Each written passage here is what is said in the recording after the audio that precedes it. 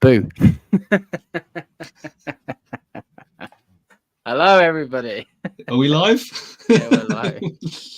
We're I live. was just about to add to my story that we're going on as well. You can do it, man. I can do that. Hey, It's unfiltered. Yeah, that's true. You take away the introduction.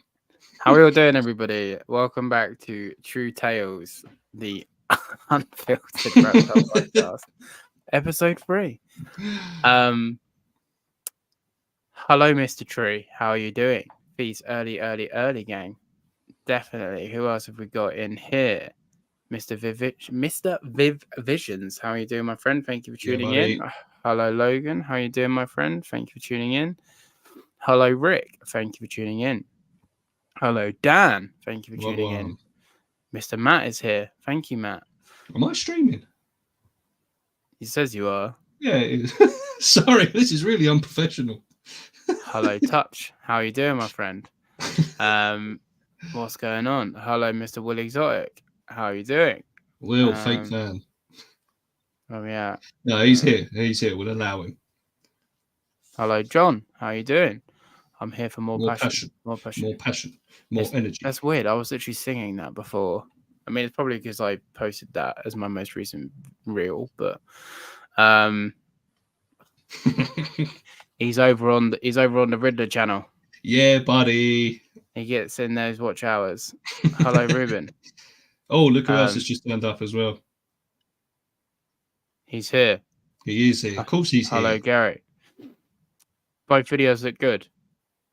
I need to sort my hair. It's very flat. Also, guys, I've got a big announcement. Thanks to my friends that aren't Reptile friends, your boy's got a mini fridge. Yeah, what? boy. Lucasade on tap. So if there's slight noise, then that's what it is. Right. Gary's here. Gary is here. More passion. Is this because of my most recent video? Is that what's happening? Probably. All right, 16 people, 17 people, pop in, like the video. Mini fridge. Yeah, we've got the Lucasade in the mini fridge. I have a pint of water. Yeah, hydration.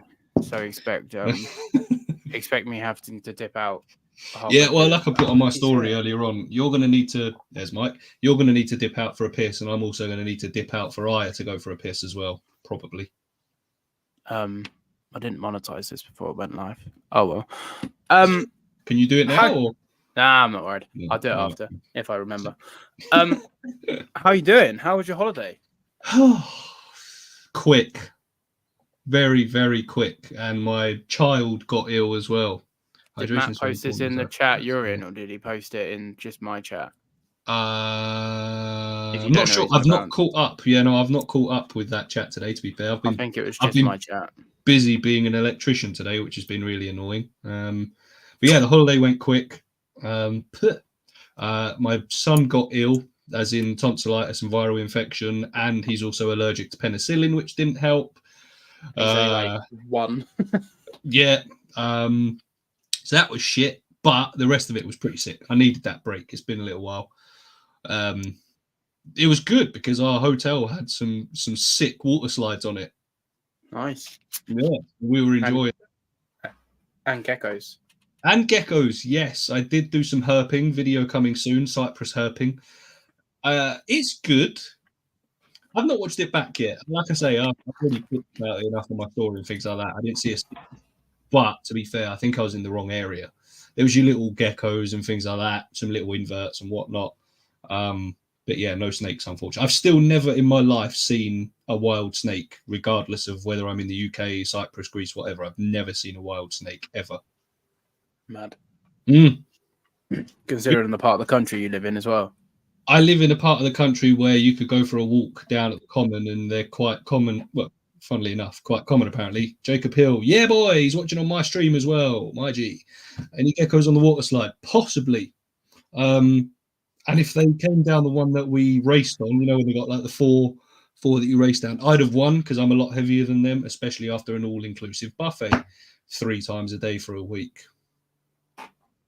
Bro, I took full advantage of it. My family were disgusted with the amount of food I was eating. I wasn't even hungry. Like gluttony, I'd eat a disgusting amount of dinner and then I wasn't hungry, but I'd go and put like a whole plate of dessert as well, like sample basically everything. And my family would just, what's wrong with you? I'm hungry. But I'm not. Yeah. Have you seen the leucistic Nile? Ooh, cool. I haven't seen the leucistic Nile. If you know where it is, DM me on Gram and I'll put it up. Yeah, it was good, mate. Me and Fee were talking literally like 2 days ago about just needing a holiday. We haven't been on holiday since abroad / proper holiday since we started dating, really. How long has that been, if you don't mind me asking? 5 years. Oh, right, okay. 5 years this year. 5 years next month. We went to Amsterdam in 2020, like the month before the lockdown, to go and see Lewis Capaldi, but that was only like 3 days. Yeah. Wow, look at Jacob being a snake. Looks like I have seen a snake in the wild. Wow. I actually hate that saying. What? Well, people are like, oh, you're a snake.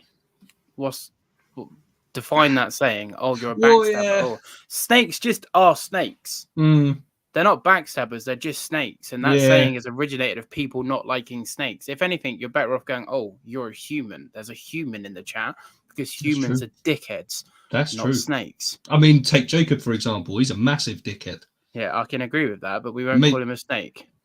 All right, maybe instead of you're a snake, we'll say you're a Jacob. That's quite a good one. You're a Jacob, right? You're a Jacob. Ah, see, Will's got it down to a T. Look at that. If everyone wants to stream it on both, you know what I'm saying? Can I the 19 people that are in chat right now, can at least a couple of you confirm how it does or doesn't annoy you to how much of a beg Ridlet is?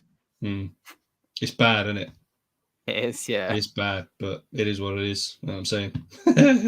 Anyway, I hear you've got some unpopular opinions, so let's get into that. Oh, Jesus Christ. That's better. Yes, I do. You are very whited out right now.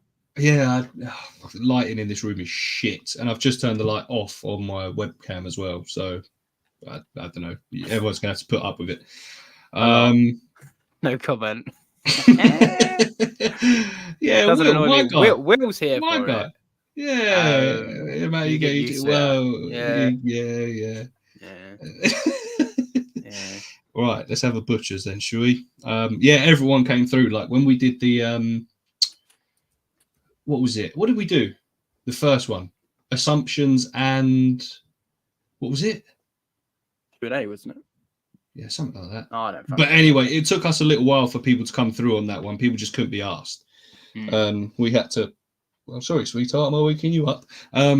Whereas this one, people were living for it. They loved it. So let's have a butcher's. And I'm afraid to say some people have pretty much not thrown you under the bus. If anyone says anything about Crocs, I'm ending the stream. Unfortunately for you, it's one of your nearest and dearest. I'm not going to say who, but one of your nearest and dearest has sent for Crocs. Tell me which one it is. Okay, all right, just go. And what do you want? You want my reactions? We just want to see reactions, whether you agree or disagree. So we'll go with that. So there's some that are reptile related, so which could end up being conversations, but there's some that are like pretty good. So the first one I got, shall I do them anonymous, or I think I'll do them. Do them anonymous, then tell me who. All right. So bearded dragons aren't basic, but instead one of the most unique pet reptiles there are. I agree. You agree? My bearded dragon has probably got the most personality in my reptile room.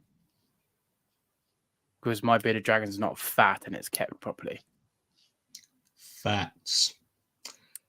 Hey, Paul, seeing you at the show. Look at that. Look at that.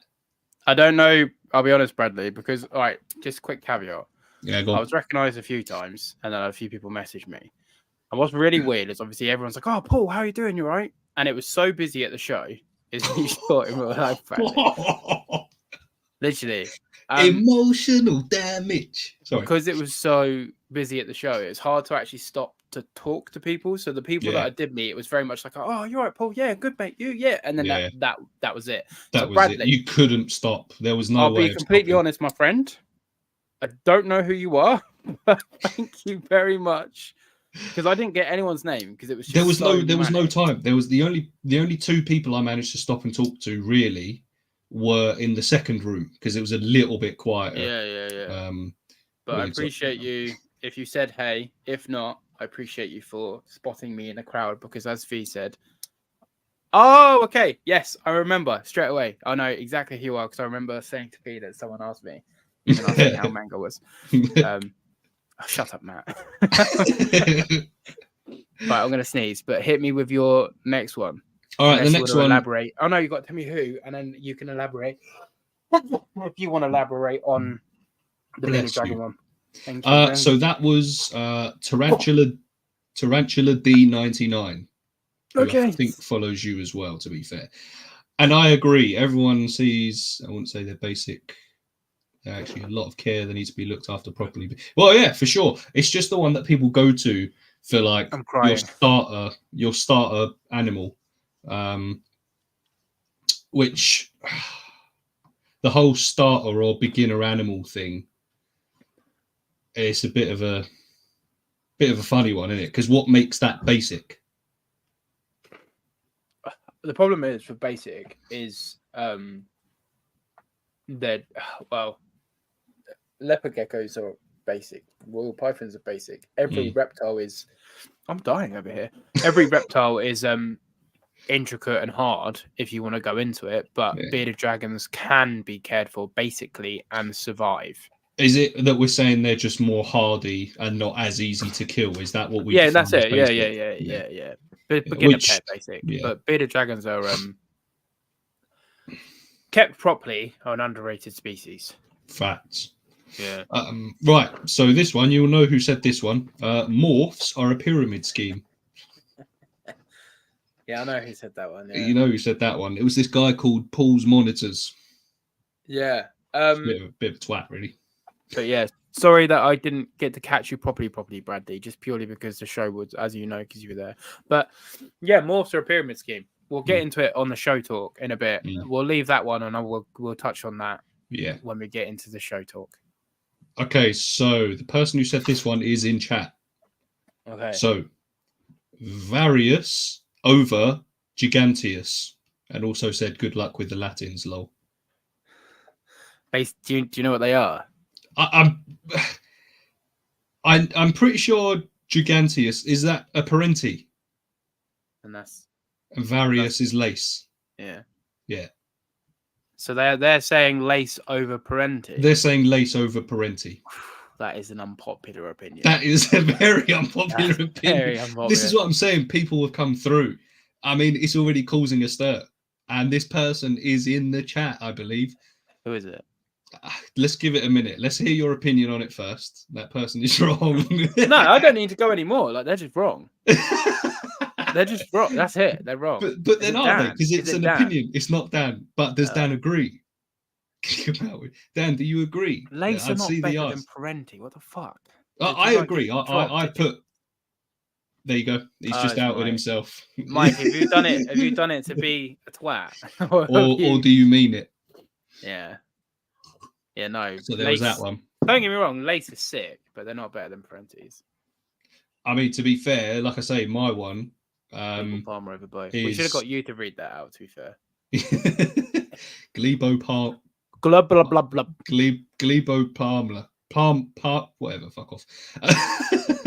I was going to say something. My opinion on that one, if you take parenti out, we've discussed this before, Bell's phase over normal lace for me as well. Nah, you're a twat, mate. Well, yeah, I know this. Normal all the way. They're real dark ones as well. Yes, I prefer the lighter ones. I like the ones. That's why I like the Bell's phase, because they've got the contrast of the black and white. I'm just a big fan. I'm not a fan.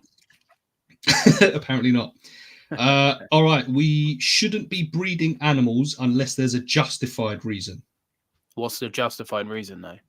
Who is it to deem what's just? Is breeding for the hobby a just reason? And then, if that is a justified reason, okay, for example, crested geckos, the reason is to breed them is for the hobby.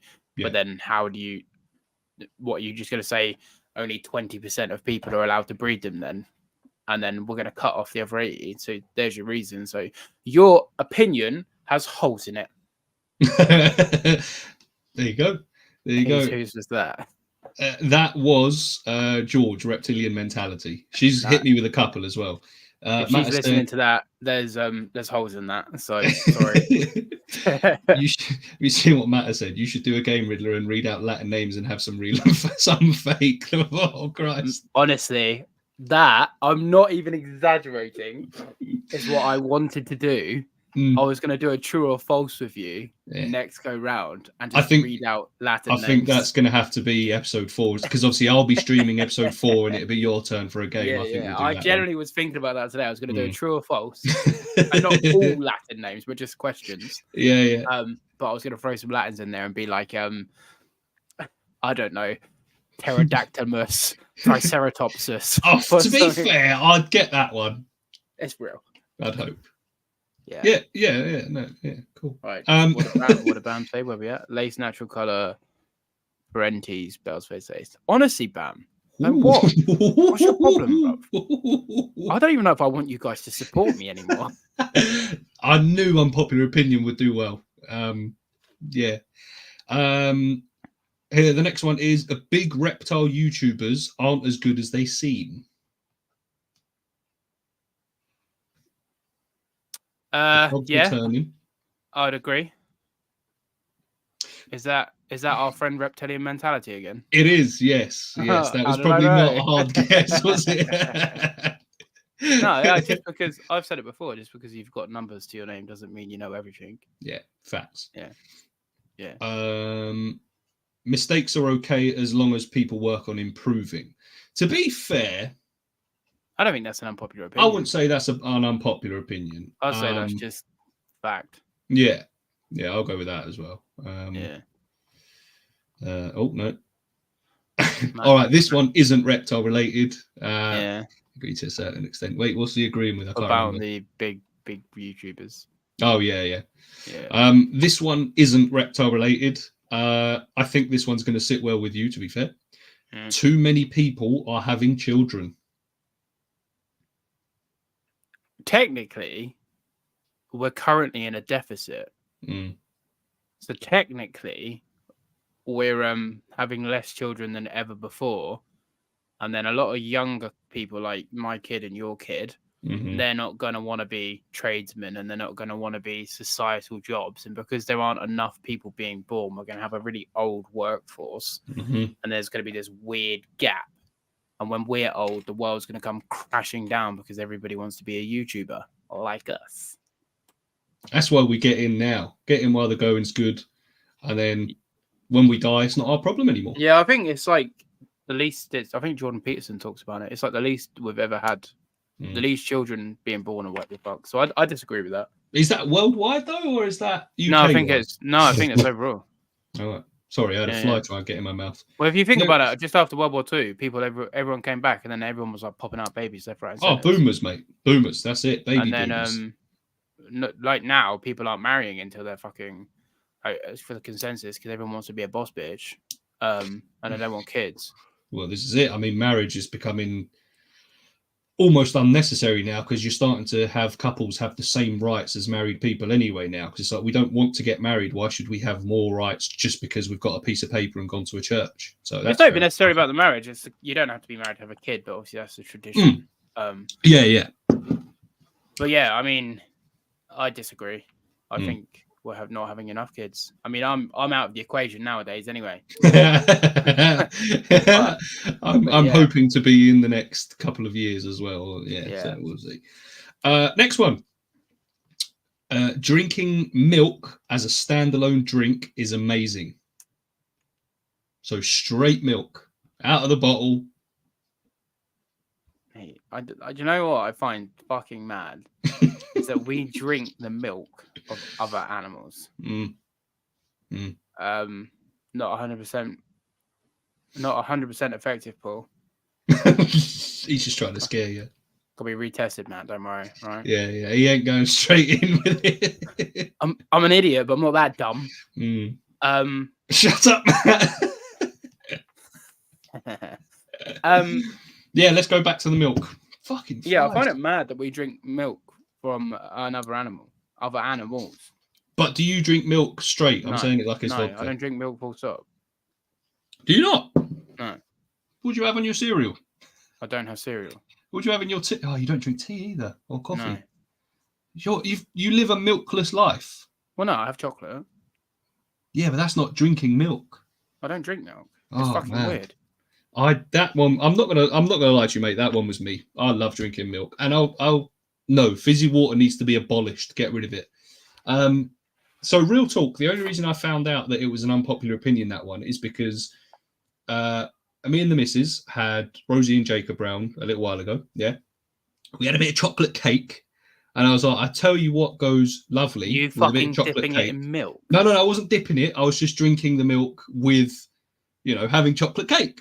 Because it works. Oh, It's no, I have beautiful. cheese. Fair right? point. I have cheese, but yeah. Now, real talk, they looked at me like I was a fucking weirdo. I was like, does no one else want some milk? And they were looking at me like, are you dumb? What are you, 6? If drinking milk is wrong, then I don't want to be right, because I think it's delicious. Pour it all over my cereal, my chocolate cereal in the morning. Would you drink human breast milk? I had the chance to do so when Em was pregnant, and I didn't do it. Why? Because I don't know. I didn't like the idea of it. That's the only normal milk to drink. I know. That's the only milk that humans should be drinking. But after the thought of drinking milk that came out of my wife's breast, I was like, nah. Yeah, that cow. Yeah, I'll go suck on the teat and all sorts. So, you know what I mean? I was about to do the the animation of drinking milk from another, but it wouldn't have looked like drinking milk from another, so I won't do that. Pouring cream and chocolate cake. Yeah, pouring cream is good.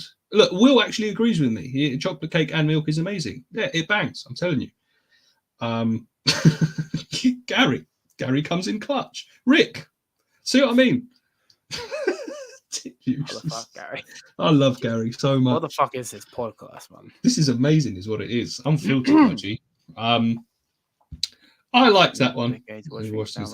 Nah, I'll drink it. I'm happy to, when you're about to go on holiday and it's like, right, we need to empty the fridge. I ain't pouring that down the sink, mate. I'm drinking it. We don't buy milk. Fee's lactose intolerant, and that's I don't drink milk.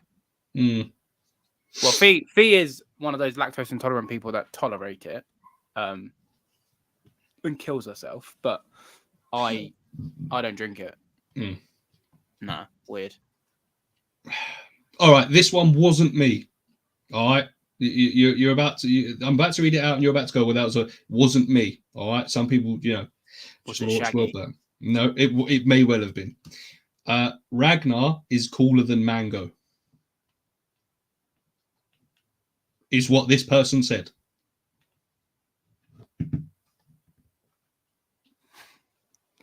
What? They're clearly lying. Real talk. This person. They don't believe that. I know this person. This person adores Ragnar, and I believe that this person is that what's it called? The Reptile Room or something like that. The Reptile Shed. Reptile Shed. He said that Ragnar is cooler than Mango. We're getting it out there. He's a cunt. Shout out to you, Kieran. What a guy. Don't ever fucking message me again. Better stay anonymous. Too late. You guessed it. All right, here we go. Will's here as well, so real talk. Beans and sausages on toast is definitely the best staple diet on earth. No. I hate beans. I have an irrational fear of beans. It was only yesterday I had scrambled eggs and beans on toast. Beans are honestly, beans are straight. Like they're just the most disgusting things on the planet. I could eat a bowl of warm beans. Cold, I think that's a bit loves baked beans. And if I was to warm them up in the microwave, I could probably eat that with a spoon, especially with sausages in it. Bangs. Absolutely bangs. Right, Tree. Right. But we're not talking about Rudicolis and we're not talking about Indicus. We're talking about Mango. Yeah. And Ragnar. We are. Forget the species. She's currently having a little sleepy. Look, everyone, look. Sleepy dragon. I don't know what's going on. Paul's a shit Englishman. Like, I don't drink tea, don't drink coffee, don't eat full English breakfast. I don't like fucking football. And I'm not patriotic. Fuck the royal family.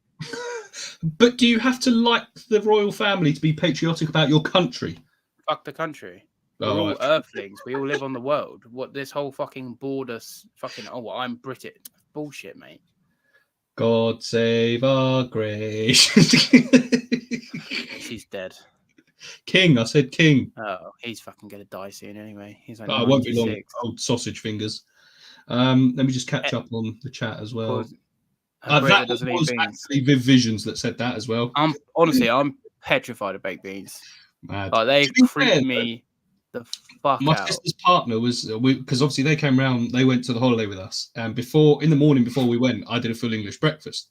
Well, we're doing opinions with someone who has an opinion. That's the whole point, Fee. Yeah, that's why it's a good feature. But yeah, I found out that my sister's partner, he was like, I love eating beans. That's fine. I'll have it.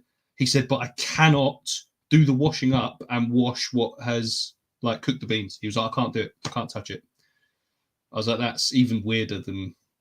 No, I'm with you. I don't like he said beans and the gravy boat. He can't clean that either. No, for me, I don't really like food, like leftover to wash up food. Yeah.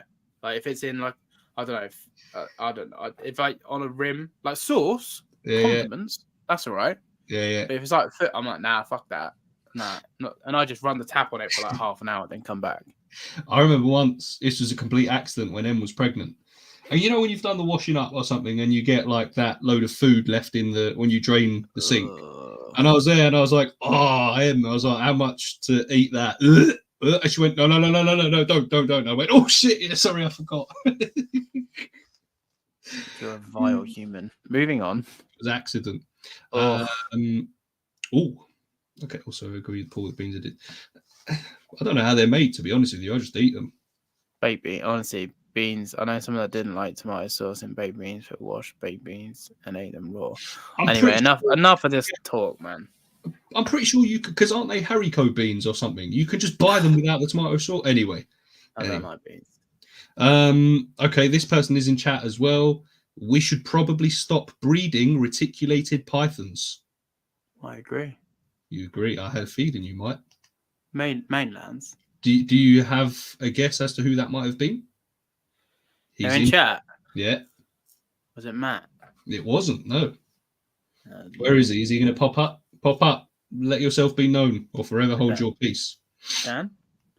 Was it Will? It was Will. It was in fact Will. Big Willie. Big Willie. Exotic Willie. Big Willie wants to stop breeding the big snakes. He does, yeah. He does. But then he did only say retics. He didn't say berms or anacondas. Berms, I don't think.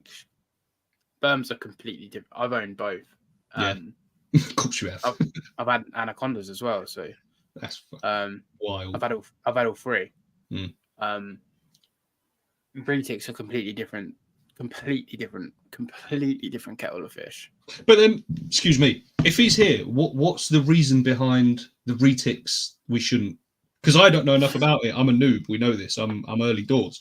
Why? It's just because you can't house them. Like, you breed a retic, then stick it in a 6-foot rack. Like, it's the most intelligent. It's not the most intelligent. It's arguably the most intelligent python snake. It's the longest snake in the world, arguably the largest snake in the world. Like, you just can't house it. You just can't. You can't ethically house that snake. Mm. You just can't. But then, can the same be said for berms? Or not so much? Yes. No, yeah. But that's like housing a savannah monitor or a tegu. They're roughly the same size, but tegus are arguably lazier. Right, okay. Oh, or like right, okay. an aki or a bearded dragon. They're the same size lizard, but they require... Don't get me wrong, you still need a massive enclosure. And I don't think berms should be sold to the Joe Blogs public. But I do think berms can make better... And a male Burmese might only be 10 foot long. whereas retics are getting 14, 15 foot. Yeah. So this one you'll be able to guess very quickly, and also this. Actually, no, you won't dismiss it. You'll probably agree. Jacob is the face of Riddler Reptiles. Well, as in the looks. I don't know. Whoever this was, which I'm sure you can guess very quickly, said Jacob is the face of Riddler Reptiles. Okay, I don't know what Jacob means by when he says Jacob is the face of Riddler. So you've already guessed who said it. I do think Jacob is a better looking man than you. But that's not hard because I'm Butters. I wouldn't say that, but I would say Jacob is better looking. No, I've got to give it to him. He's a handsome chap. So if he means that, then yeah. If he's on amount of social prowess, then he does fuck all. Facts. All he does is wear sharks and take the piss out of crocs. That's it. So maybe I just need to use him on thumbnails then. Yeah. Obviously, the look I'm putting in. Don't talk to me about effort, Jacob. You do fuck all, mate. All right. I even sold your gargoyle.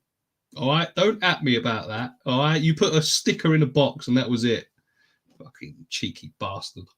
But yeah, that's my opinion. Is Jacob's better looking, but you do more legwork. Yeah. Paul needs the new Shrek Crocs to out-croc his Crocs. I don't know what they are. I don't know either. You could look for them if you want. I'm looking for them right now. Yeah, you got me. Body size of a small sex everywhere. Down. Oh, yeah. Damn. I've not actually seen them. Can you put it to the camera, or shall I stop being lazy and look it up myself? No, I can put it to the camera. I'll be honest, I've not seen Shrek Crocs because why would I?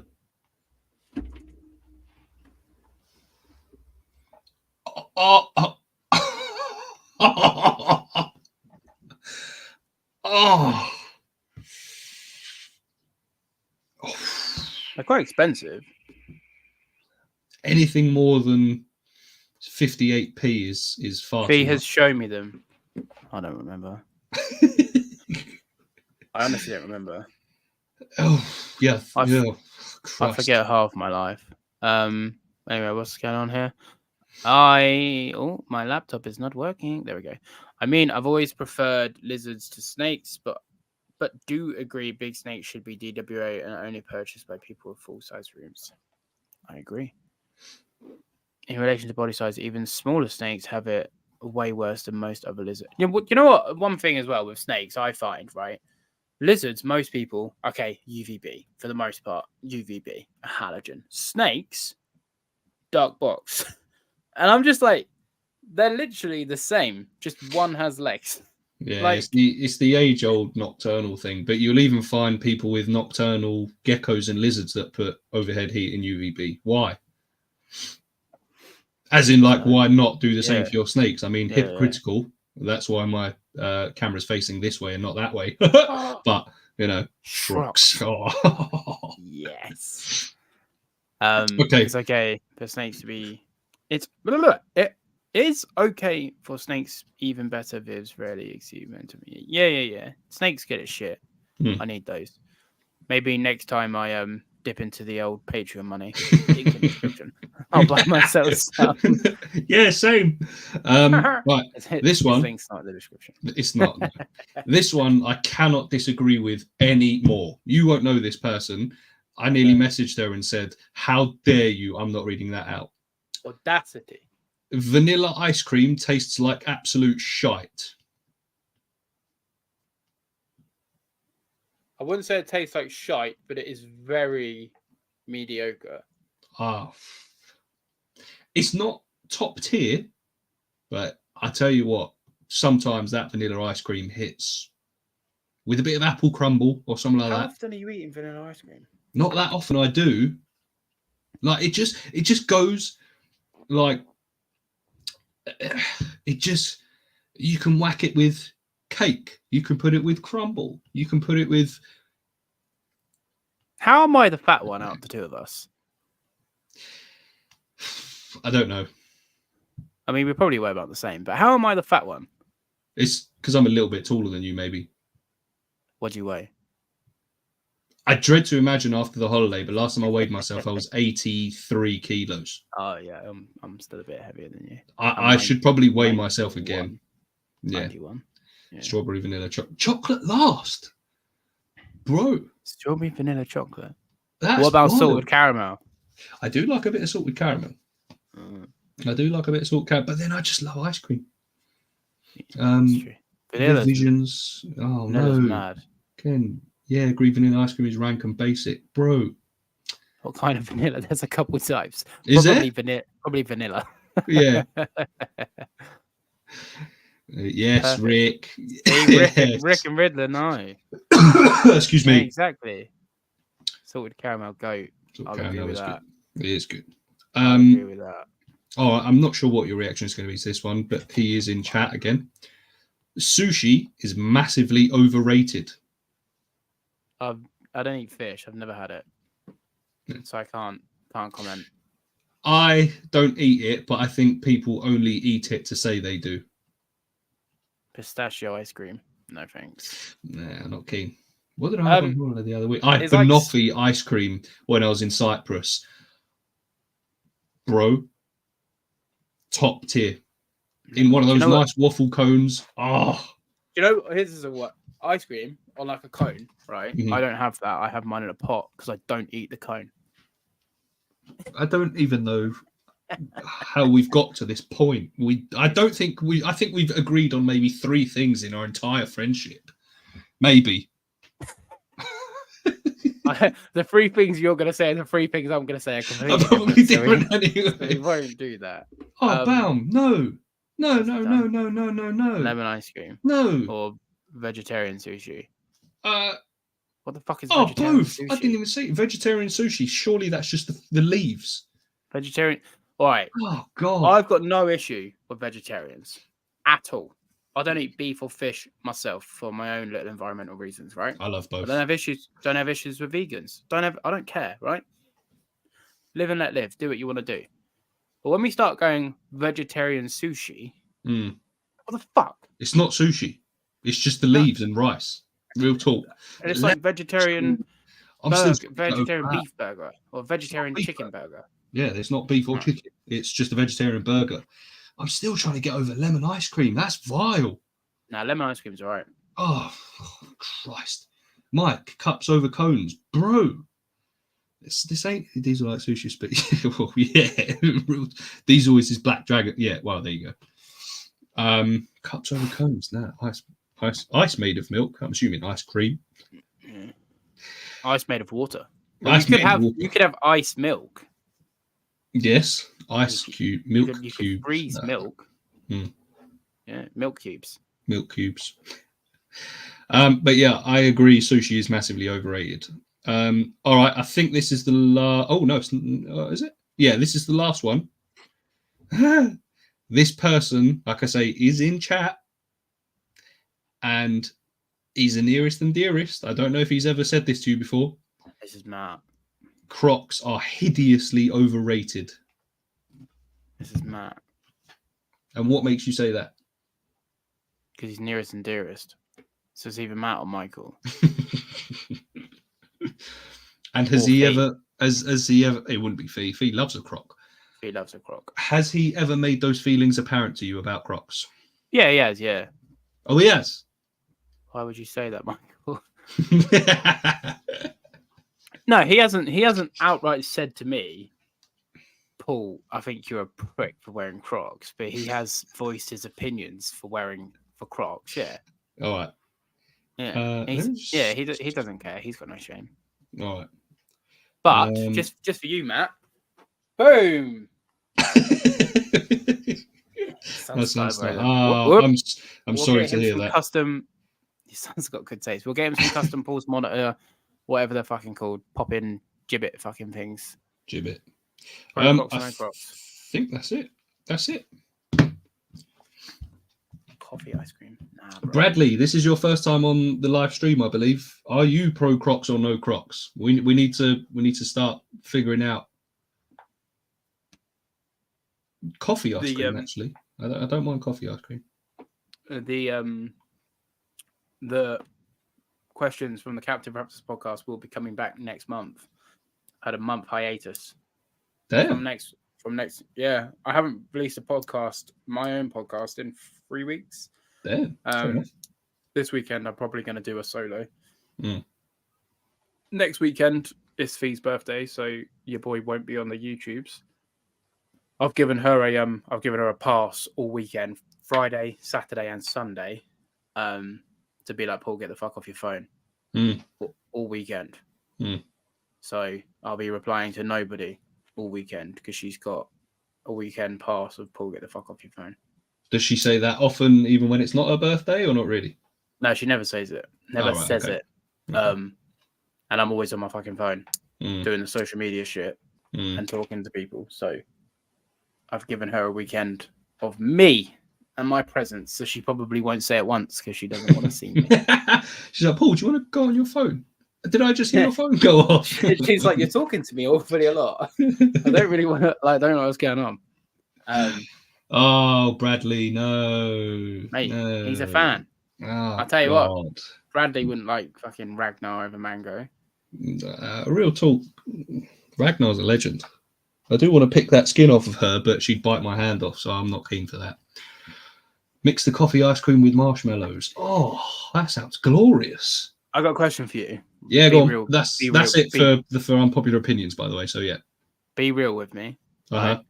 It's hard to say, but you never owned Ragnar, and I don't own Mango. Mm-hmm. You see a picture of both of them. Mm-hmm. Which one do you prefer? It's a tough one. It is a tough one because they've both got their differences that you don't know. You don't know them. You just I know. No, I mean like the species itself on the looks, and that's what I mean. Dan, Slipper Gang, my G. Because when I see the likes of Mango, it's the spots, it's the colours, it's the. You just look and you go, damn. Ragnar's not that colourful, but that neck, bro. Even now, I've had her for 2 and a bit years, if not a bit longer, and I still see her neck. And like when she sat there, and I'm just like, bruv, that is unbelievable. Do you know what? And I'm not even over 30s. This is why I love her. She's great. This is what I mean. Just that little dig. She's here all day, guys. Whoa. What's up, y'all?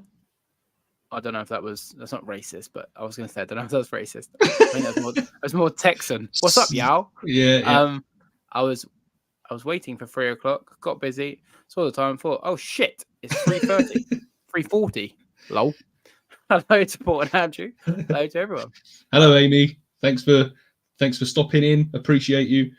I've been asked, do you like lemons? I'm not a big fan. Before we carry on, obviously, with your question, I'm not a big fan personally.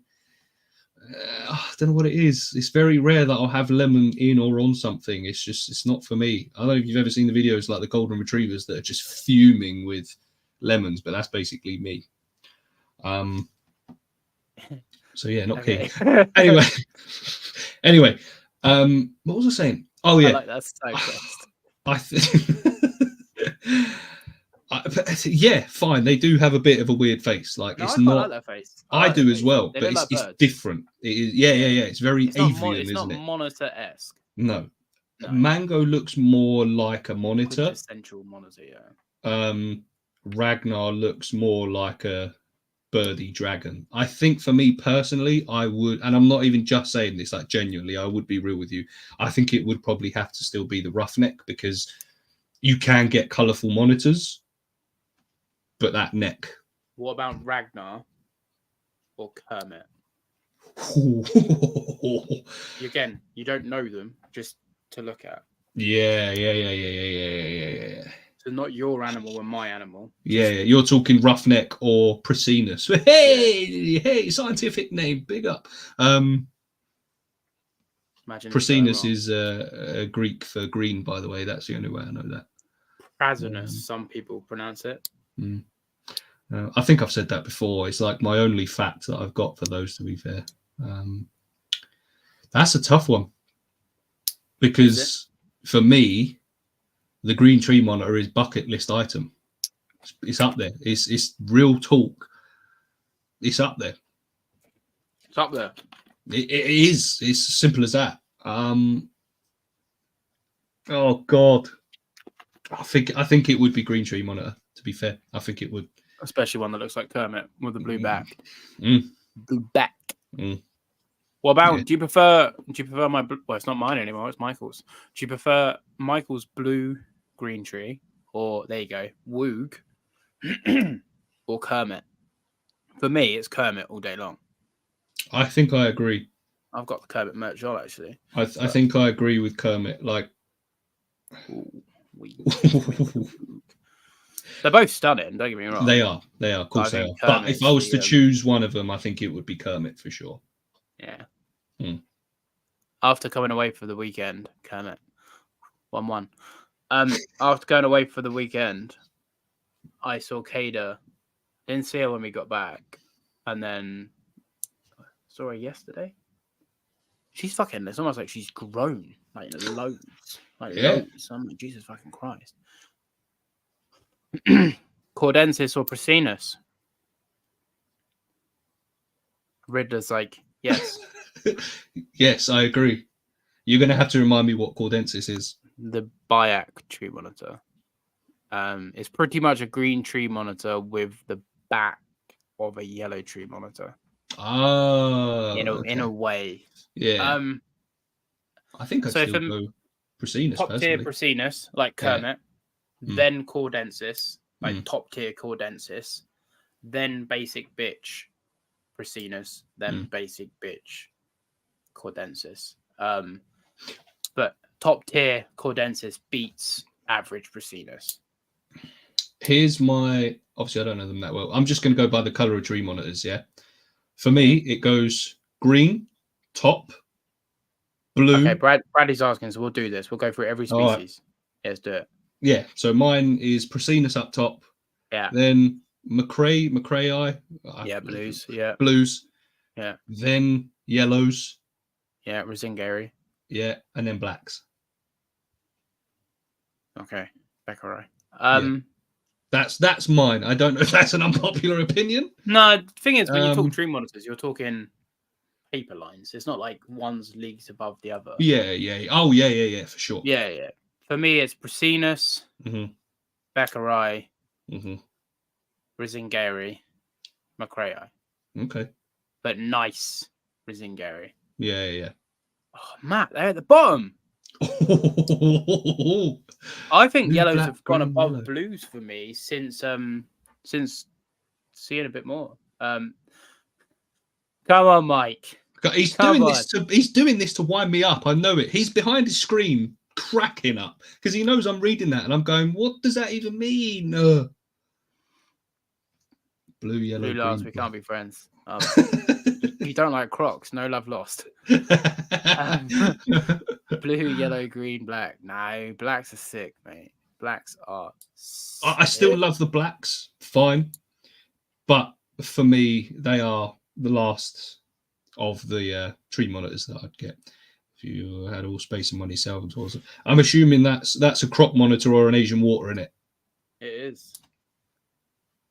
Gang. Looks wise, croc. Hoping to be able to work with one and not get my entire face bitten off. Asian water monitor. I don't like Asian water monitors. Do you not? Nah, they're ugly. Why? Ugly. They're fat. They're chunky. Oh. They're just out of proportion. They can't be kept properly in captivity. Nah, 2 out of 10. Don't like them. Right? If you like them, cool. I just yeah. I think they're shit. I'd never ever own one ever. Fair enough. If I had like a zoo and someone said to me, "Oh yeah, we got a Salvatore you can have," I'd be like, "No thanks." I'm just not. You know what I mean? I don't like them at all. It's not even like, oh yeah, they're kind of. Don't get me wrong. If I saw one in the wild, I'd lose my shit. But yeah. As regards for a pet, never. Never, ever. Yeah. Don't get me wrong. When they're babies, they're sick. Mm. And like the 3-4 foot, sick. Then they start to like bulk out into adults. They're just fat, ugly, fucking coming eye. Completely different. They're not Salvatore. I like coming eye. But yeah, I don't know if Amy. I don't know if you're behind or you're just replying late. But that's Amy. I do like this. This putting the tree monitors in order has been a bloody good one. He's back. The mystery man. We don't know who he is. Do we still not know who this is? I have an idea who it is, but I have an idea. But is he not, or he or she not revealed themselves? You have not seen Nice Asian. No. I'm just saying for the general captivity. Like how the Asian water monitor is in captivity. Doug, what's going on? Hold on. Black, green, blue, yellow. We're doing rainbows now. Paul savaging. Yeah, don't get me wrong. They're nice, and I'm talking. Oh, Jesus Christ. Oh, Chris! Now you're doing it to wind me up as well. Rizingeri, Bohemii. Thing is with Latin, just say it with your chest. Beccarii, Macraei, Caldensis. Rizingeri is the yellows. Don't know what the Bohemii is. Beccarii the blacks. Macraei is blues. Caldensis is the ones you said were like a greeny. Biax, yeah. Yeah. Bohemii is the gold spots. Yeah, they're pretty rare. Yeah. Yeah, like I say, they're not top of my list. In the wild, in non-center of Thailand where they're eating burgers, I'm sure they're real sexy. But for the most part, in captivity, I'm not a fan. I like the stuff like the Sumatrans, what are they called? Oh, fucking hell. It's gone now. It'll come back to me. Oh, fuck. Anyway, yeah. Very true. Diesel was amazing. Very inquisitive. Loves sitting on my shoulder already. Had a week. You guys pick up the show. Tune in tomorrow on YouTube to find out. Tomorrow. Although, to be fair, my one tomorrow doesn't actually show what I got. That's next week's video. Tomorrow is a vlog of how bastard busy it was and some of the shit we got up to. Live reaction from Jacob's missus seeing the hognose that he bought. The Crocs make a cameo as well, of course. Chris, do you know who this is? Is this who we think it is? Do you see treetops because you're incredibly tall? Is this who this is? If not, I don't have a clue it is. I no idea. Couldn't tell you. Not a clue. Neither do I. It's the problem with these online personas. I think the only Asian watermelon captivity is relatively well kept is Slinky. But right. Oh, here we go. The problem is with this, right? So if we take the standard for Slinky, and I don't know the exact, I don't really watch Ken, and I have nothing against him, but I just don't really watch. Just before I go into this, do you think I'm on the right lines, Chris, by saying about him seeing treetops? But anyway, or she. So let's just say the standard for Slinky for water monitors is how Kenan keeps Slinky, right? In this, I don't know, it's like 40 foot by 20 foot, whatever the fuck it is. Yeah. For a 7 foot lizard. So if we halve that for a 3.5 foot lizard, so now all of a sudden we need a 20 by 10 for the standards of monitors. And if we halve that again, so let's just say a 2 foot lizard, we need a 10 by 5. So you need to keep an Aki in a 10 by 5 to keep to the same. Obviously, the mass is going to be different, and I'm just rounding up here and rounding down. But in order to keep Kenan levels, you would have to keep an Aki. Let's just say an 8x4x4. Let's just say an 8x4x4. You have to keep an Aki in an 8x4x4 to be the equivalent of keeping Slinky in a 40x20. And no one does. Not no one, but no one does. So I don't I don't like the idea of like we put one standard to one monitor and then forget it for the other monitors, because they're all just as active as each other in their own regards with their own niches. So it's a hard one to be like, yeah, it is, yeah. Because just because one lizard's 2 foot doesn't mean we can put it in a 4x2. But then a 6 foot lizard we can't put in an 8x4, for example. Well, it'd be 2 foot lizard and a 4x2 would be a 6 foot lizard and a 12x6. So, yeah. Anyway, yeah, he once told me he had multiple accounts. The mystery man strikes again. I have no idea. No idea. Not a clue. Couldn't tell you. But yeah, I mean, I got 20 new animals from the show. I got some geckos, I got some bugs, and I got some really cool demigorgons. That are called Dustin and Dart. That's about it, really, and you'll see tomorrow. I got inverts and plants. Yeah. I could have done worse. I could have done worse, but Riddler was shut down at every corner. Real talk. But like I say, to be fair, I wasn't going to get anything that required a new enclosure. Now, obviously, Matt, shout out to you. Obviously, gave me that 4x2x2. That's not for a new animal. That's to upgrade what I've got, which means that it opens up another enclosure to upgrade something else that I've got. Ken, Viv Visions, he's offered me a 4x2x2 as well. That's not going to be for a new animal. That's going to be for an upgrade, which is going to open another enclosure for another upgrade. So at the minute, I'm looking at moving some royals on and upgrading those that I've got. We've said this multiple times, but that's why I didn't come home with anything. Jacob got a hog nose, but that was sort of planned anyway, sort of. Yeah, he did. He got the merch. You can plug it. It's our podcast. If you want to plug it, you can plug it. I've got some new designs as well. Look, see that? It's got the snake. Wait, how am I doing this? It's got Riddler Reptiles written on it as well. But yeah, if anyone wants merch, shout out, because we've done the first round. It went very well. If you want merch, give me a shout. You got some merch as well, didn't you? I did get some merch. We got some hats. And so did Fee. And we got a hoodie. Riddler should have got the Riddler. Riddler should have got. I'm skipping over. I spent way too much money. Yeah, you did. I'm not going to go into how much money I spent, but I spent more than I needed to spend. And then I came home and I was like, I feel so guilty that I've spent all this money. And Fee was like, I brought a Ring doorbell. And I was like, okay, I feel a little bit better. Yes, Fee. Which one do you prefer, the Riddler one or the Aya one? And don't feel bad about saying Aya, because I bought a t-shirt with that Aya design on it as well. I was like, I'm having one of them. Real talk. To be fair, that it was Rosie, Jacob's missus, that did these designs, and she's going to be doing a few more as well. So, yeah. As for the Vinegaroon, it is what it is, mate. Maybe one day. I knew you were gonna. I was about to go. It is what it is. It is what it is. The Ragnar design is dope. Yeah, it is. Again, that was Rosie. Shout out to Rosie.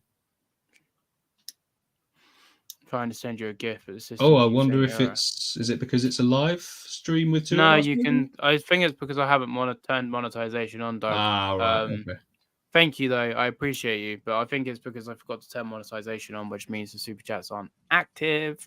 But yeah, you can super chat, but I just haven't monetized it. Fair enough. We're here for love, guys, not money. But I appreciate it. Thank you very much. What stupid question? I did think it was a stupid question, but I thought I'd ask anyway. She gave the eye hat a nice little smile. Nice. I'll take that. Yeah, I'll take that. She did give it a nice little smile, to be fair, so she liked it. My missus was like, "Oh, should we get some done for the cats as well?" No. Why? That's a stupid. Fuck the cats. Cats don't wear hats. No, it's not. I know. I was joking. I know.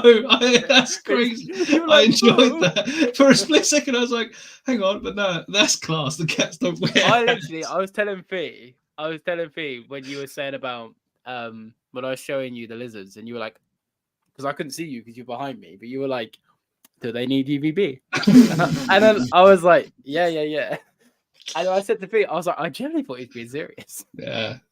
Just generally like, and then it processed as it was happening in real time. And I was like, He's joking. He is joking. But yeah.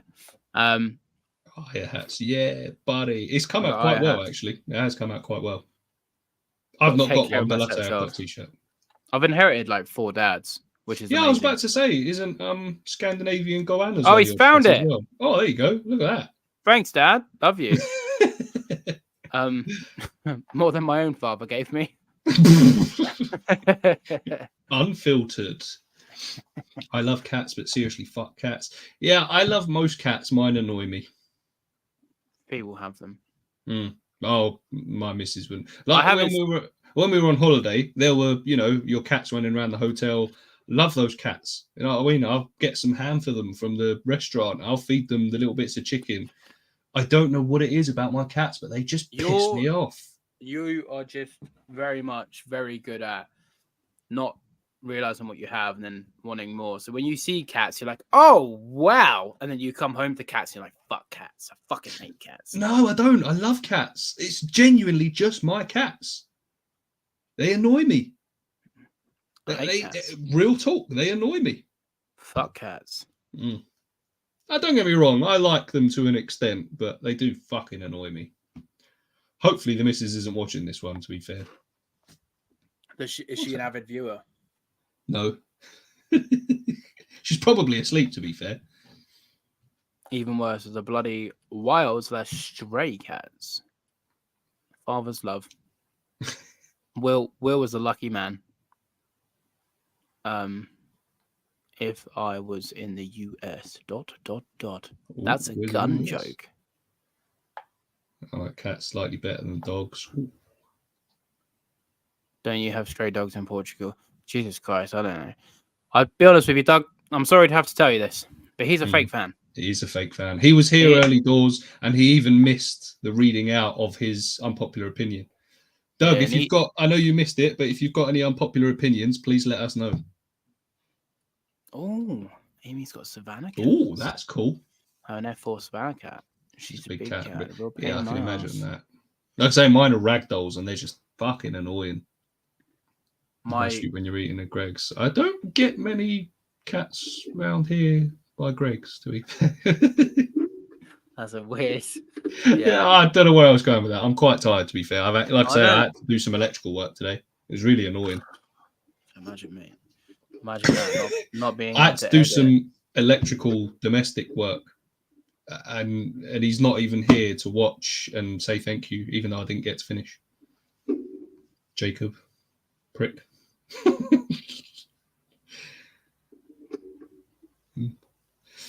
A Bengal. Oh, Matt's got a Bengal as well. That's sick. Matt's he's one of them. He needs a hypoallergenic cat. Oh right, yeah. Again, same as my ragdolls. They're really annoying.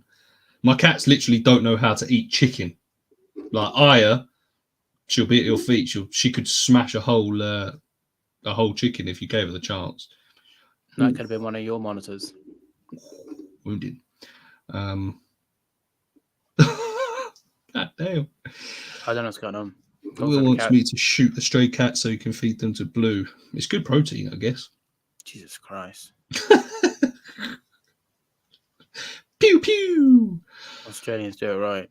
Right. Shall we get into IHS?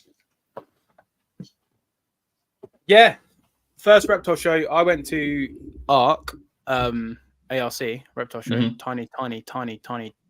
Tiny little one. Myself and Matt went earlier this year, but I wouldn't have classed that as a Reptile show. So this was my and your first ever Reptile show. Wait, this was your first Reptile show? Yeah. Oh. Other than that tiny ARC. Yeah. Yeah, and I've never been. Yeah. Oh, shit. Okay. Mm-hmm. Yeah, so we lost our Reptile show virginities. We did. We lost our virginity together. We did. Mm. So. Someone's going to clip that as well, aren't they? First impressions. From what I've heard, I got unlucky. Okay. Because I had people that were basically Reptile Expo veterans saying that it's the worst one they've been to in years because of how small the space was, how packed it was, the lack of organization, and all of that. Mm-hmm. Now, don't get me wrong. I agree. It was far too packed. You literally, there were times that you were stood waiting to walk for 3 or 4 minutes. You know what I mean? You just nothing, because obviously, and the rest. and the rest, like, Yeah. because the thing is, people are stopping at tables to look at stuff. You're an expo, of course. You know what I mean? But then when you've got then 2 different directions of people trying to walk around them, Yeah, I think a one-way system would have been so much better. It would have been a lot better. Were they maybe not expecting that many people or something? I don't No, know. I think. Or was it just the venue was just too small? No, from what I've heard, the venue was good, but they had a massive turnout. Right. Is what I've heard. So yeah, I mean, we got in early doors because we are members, gang. So we got early doors. We went up the night before, stayed the night before, a bunch of us. And that was really good. Like, we all went to the pub. It was myself, Matt, Michael, his mate Nathan, Dan, met up with Chris, and a couple of other people. And just like we're in the pub chatting, you know, people that I wouldn't see normally. You know, even Matt, him and I are like good mates. We only live an hour. We only see each other 6 weeks every 2 months, sort of thing. So not loads. Yeah. And see, that part sounds sick, like going to the pub the night before. Yeah, that for me was the best bit. And then like Michael, obviously I don't see him because he lives like 10 years north of the wall. Yeah, he does. He's a Northling. So seeing everyone, and then obviously meeting Dan for the first time. And then catching up with people. So we stayed the night before, got to the show early doors, and then Michael was off like a bloody fucking like a greyhound after a rabbit. He was gone. And then he comes around and he's like, "Oh, have you boys seen this? Oh, have you seen this?" And me and Matt are only at the first table. And it was busy, but it was fine, you know. For the first 40 minutes, it was completely fine. Walked around, and within 5 minutes, 10 minutes of being there, Michael had been like, "See that table there with the lights? Go." And I'm like, so I go over and I go, "Fucking hell, Michael." And he's like, get him. And I was like, such an enabler. Okay, I'll get them. And then we walked around again, and then Michael came over and he's like, "Come and look at this, come and look at this, come and look at this, come and look at this." And then Matt was like, "Oh, do I get them?" And I was like, "Get them." And then, yeah, Matt, I think he posted them on Instagram today, actually, but Matt got a little pickup. But the problem is with it, you need to buy when you see. Because if you don't, especially with how I didn't know how busy it would be because I've never had a reptile show before. But like the animals that I got, if I didn't get them, I would have missed out. But we stayed all the way till the end when it was closing down, and it was not busy then. So we walked around and got a couple of deals. But I was seeing stuff. I was like, I've walked around this place like 5 times, 6, 7 times, and I never saw that. Like, so you miss so much purely because of how busy it was. Well, let me just very quickly interrupt you, only because it's a good point that you make. If you see something and don't get it, it's going to go. I was one of the first ones in for the people that weren't members. We were quite far in front of the queue. We went right round, and then we went straight into the second room. I was going round, confirmed male tokay. Yeah. Regrown tail, but confirmed male. And I said, "Oh, blimey." I said, "I'm actually looking for a male tokay."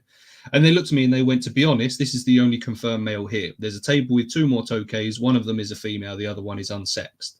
So I was like, "All right." I said, "Have you got a lot of interest in this one?" "Yeah, we do, a lot." I was like, "I'm not sure. I'll um and ah about it. I'll think about it." And as I stood there, a lady did come up and go, "Oh, wow, you know, male tokay, there is, blah, blah, blah." She didn't say, "I'll take it, whatever." And I was like, "Look, we'll see. I'll come back in a bit and I'll see what's going on." And they went, "We can't promise it will still be here." I was like, "I know, I'm not actually sure I'm going to go for it, but I do want a male tokay." Now, unfortunately, about 3 or 4 hours later, I was umming and ahhing, and I was like, I saw the other tokays and I was like, maybe I should just pull the trigger. So I didn't see any tokays, and I saw all an 3 hour before you. Yeah. And I didn't see any. Yeah. And I went back. I said to Jacob, I was like, "I'll be back in a minute. Let me just pop and see." I agree with that, though, to be fair. And I went in and I went, "All right, guys," I said, I'm assuming the tokay's gone." And she looked at me. She went, the second you left and walked away, the lady that came up after you came round and bought it there and then. And that happened to Matt though with Matt's pickups. There was a kid behind him. Yeah. Like waiting to get to the table. Mm. Matt brought the animals, and the kid was like, and then walked off. Yeah. So if Matt was like, oh, I'm gonna give it 2 minutes. I'm gonna walk away, and I said to him, I was like, if you walk away, they're gone. Mm. And that's exactly what he said to me when I was buying my animals. So it's only like bang to rights. It's probably lucky then that none of you were with me when I saw this male tokay then, to be fair. Oh mate, we're terrible. Like at the end of the show, I've posted them on Instagram. So there was some Stenodactylus geckos, the little June geckos. Damn it, Matt. Yeah, Matt's a bad influence. Shout out Matt as well. He messaged Fee and was like, can I get Paul a centipede?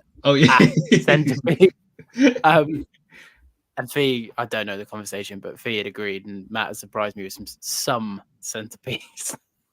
Paul nearly ended up with 9. Yeah, Stenodactylus, not centipedes. So at the very, very end of the show, we're walking around, and there was these June geckos, and there was like a little tiny like stand-up label of like this picture of these June geckos.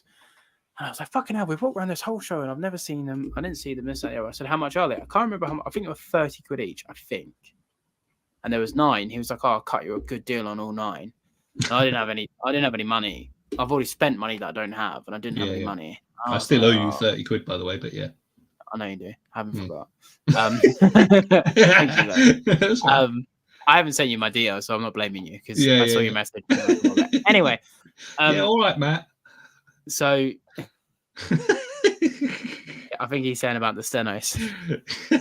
Oh, right. Okay. I thought he was rubbing it in that I owe you 30 quid. Hello, it's stenos. Go on. And he was like, I'll cut you a deal on all 9. And I'm like, I can't afford it, but go on, humour me. Let me know what I'm going to miss out on. Give me the deal on all 9. And then I'm like, and then he goes, I go, what's your best deal on 3? And he goes, says the price. And then Michael goes, what's your best deal on 5? And then the deal on 5 was better than on 3. And I was like, fuck's sake. And then Michael had a bit of cash on him. And he was like, if you want the money, I'll give you the money. And I was like, I've got the money in my account, but I don't want to have to do it. And I ummed and ahed on it, and I was like, fuck's sake. And then again, everyone was like, and I was just like, fuck it, I'll get them. And then I got them. I mean, to be fair, the only time that I was with all of you that we were looking at stuff near the end, you showed me the red millipedes. And I was like, yeah, no, they are cool. And you went, yeah, but they're small. And I was like, yeah, but I probably shouldn't anyway. And then he said, yeah, but they're cheap and you can get a deal. And I was like, yeah, but I probably shouldn't. And then you went, are you going to get one? And I went, I'm going to get 3. It was they live with the stick insects. You were like, yeah. I literally said, I was like, can they live with the stick insects? And the guy went, yeah. And I went, well, I'll have to get 3 then. Innit? Are they Stimsons or are they Children's? I think they're the same thing now. But yeah, a guy we know had a pair of either Stimsons or Children's or Spotters. I don't know. Oh, that was the one when someone was it Dan that goes to me, oh yeah, Michael's going to keep a couple of snakes in some tubs. Oh! See, I can't remember what they were, but yeah. There's a pair of either Children's or Stimsons or whatever. Number one rule in life is don't listen to Paul. Considering I'm like Riddler's go-to guide for care on every single species on the planet, that's probably not the best thing to tell him. I literally get told off because he's like, have you not researched this? And I'm there going, you are my research. And then you say that's how echo chambers are made. And I'm like, yeah, but you know your stuff. Just fucking tell me what to do. I don't know my stuff.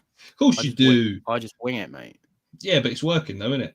Yeah, but I just listen to other people, and I'm like, yeah, they must be right. Even though I've never ever kept that species ever, I'm gonna go and spout out information about that species, even though I've never kept it. But people that I like are talking about it, so I'm gonna continue to push that information. Yeah, sound about right? It works. Yeah, I live for, you know what I mean.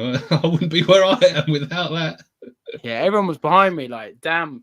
I don't know how tall you are, Dan. 6'1", maybe. He was like rubbing my shoulders. He was like, "Come on, champ." And I'm like, and then he kept going, "Oh, lovely blonde hair you've got, Paul." I'm like, "Dan, you're getting a bit weird now." He's like, oh yeah, sorry, geckos. But yeah, yeah. I forgot what we were talking about. But... We were talking about, we've gone on a massive tangent. We were trying to talk about how our experience was when our first ever Reptile Expo. I don't even remember how far we got saying it. Oh yeah, it was good. It was too busy. It was uncomfortable. Forgetting the negatives of the show though, because obviously it was busy and it was all that other shit. But like, how did you find it? Like, how did you find it? Your personal experience, not what other people on the internet are saying and shit. Like, I really enjoyed it. It was I did sort of see it coming, that it was going to be very royal heavy, leopard gecko cresty heavy. But when you were walking around and you kept looking out for stuff, there was some sick animals that I've never even heard of before. I know that's not hard for me before anyone else says it. But the fact that you can walk around this room and you've got, this wild variety of animals. For someone like me who is a noob in this game, like real talk, all right, I've been keeping reptiles for 4 or 5 years now. I'm still a noob. It's as simple as that. Even the ones that you're putting in this group chat, and I'm like, I've never even heard of them, man. And I'm looking, and I'm like, I love my cresty, but I'm like, I didn't even know that one existed. I didn't know you could. I didn't know. I've said this to you before. I didn't know that we, as normal average people, were allowed to keep monitors as pets. I didn't know that. I did not know that. You're a noob. I am a noob. So I really enjoyed it because obviously I got to see you lot as well. That's always a good laugh. That's the main thing for me. It's a shame we couldn't stick around with you for much longer. And obviously, like I say, we did keep getting lost. And it's hard. We're trying to move with 7 or 8 of us. Yeah, it was hard to stick as a group. We couldn't. Wasn't happening. We didn't go around in our group. Nah. It was mainly me and Matt, and then Michael and Nathan. And then Dan Dan and Jacob, obviously, much with us. Yeah, and then you and Jacob. Dan was funny because I kept seeing him either I'd pick him up, I'd be like, all right, Dan, yeah, I've just gone out for a smoke and now I've lost everyone. I'm like, all right.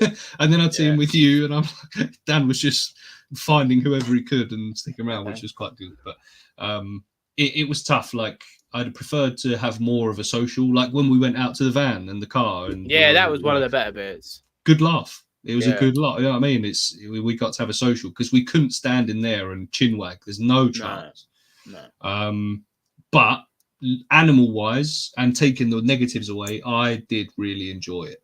And I'll be honest, I'm personally proud of myself for how little I bought, because real talk, I nearly bought a Brazilian rainbow boa. I was walking past and I saw 4 of them. There? They were 90 or 100 quid. And I was looking at them and they were about 3 months old, I think he said. And he was like, these are ready to go. They're eating, they're blah, blah, blah, this and that. And I was like, I don't have the space. He was like, yeah, but they grow really slowly. Like, you could keep it in a smaller one and you could slowly upgrade and slowly put it in. And I'm there like,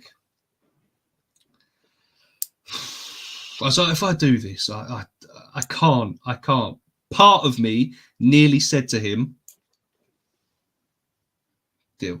You've got a deal. I was this close. Real talk, I was this close. I didn't, because I know that at the minute, you can keep it. Of course you can. You keep anything in racks if you're brave enough.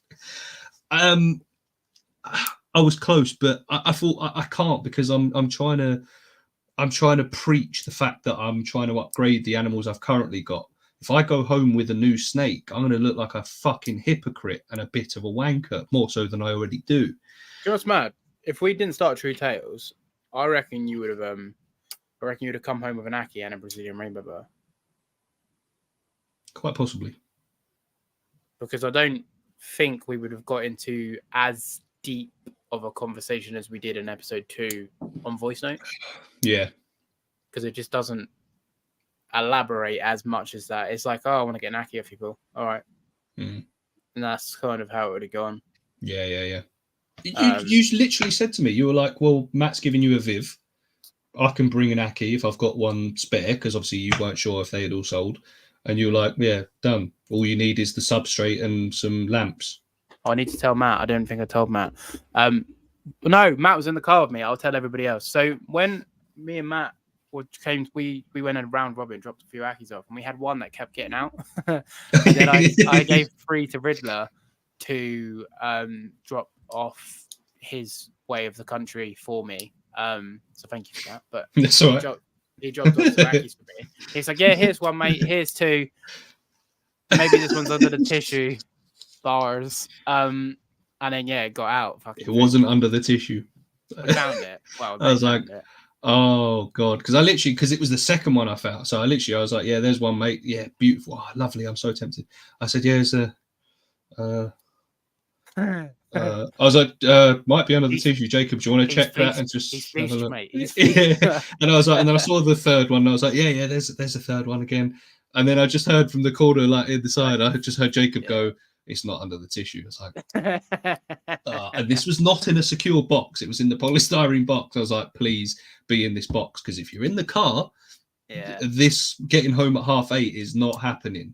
And luckily, I moved the isopods out of the way, and I just saw this little shit sat in the bottom corner. I was like, gotcha, you little bastard. Got him in. Jobs. Was he happy just because he hasn't messaged me?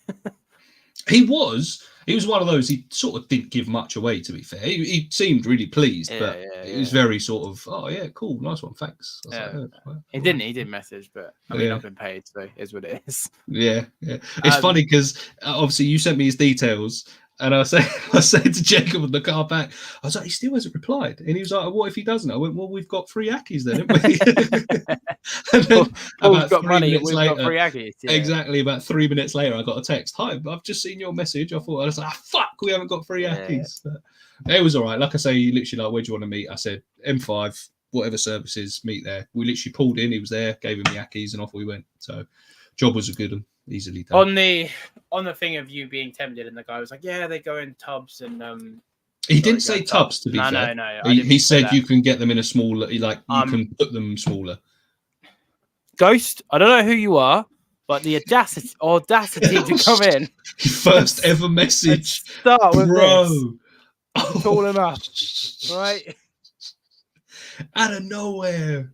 I am 2 and a bit inches shorter than Fee. Is how tall I am.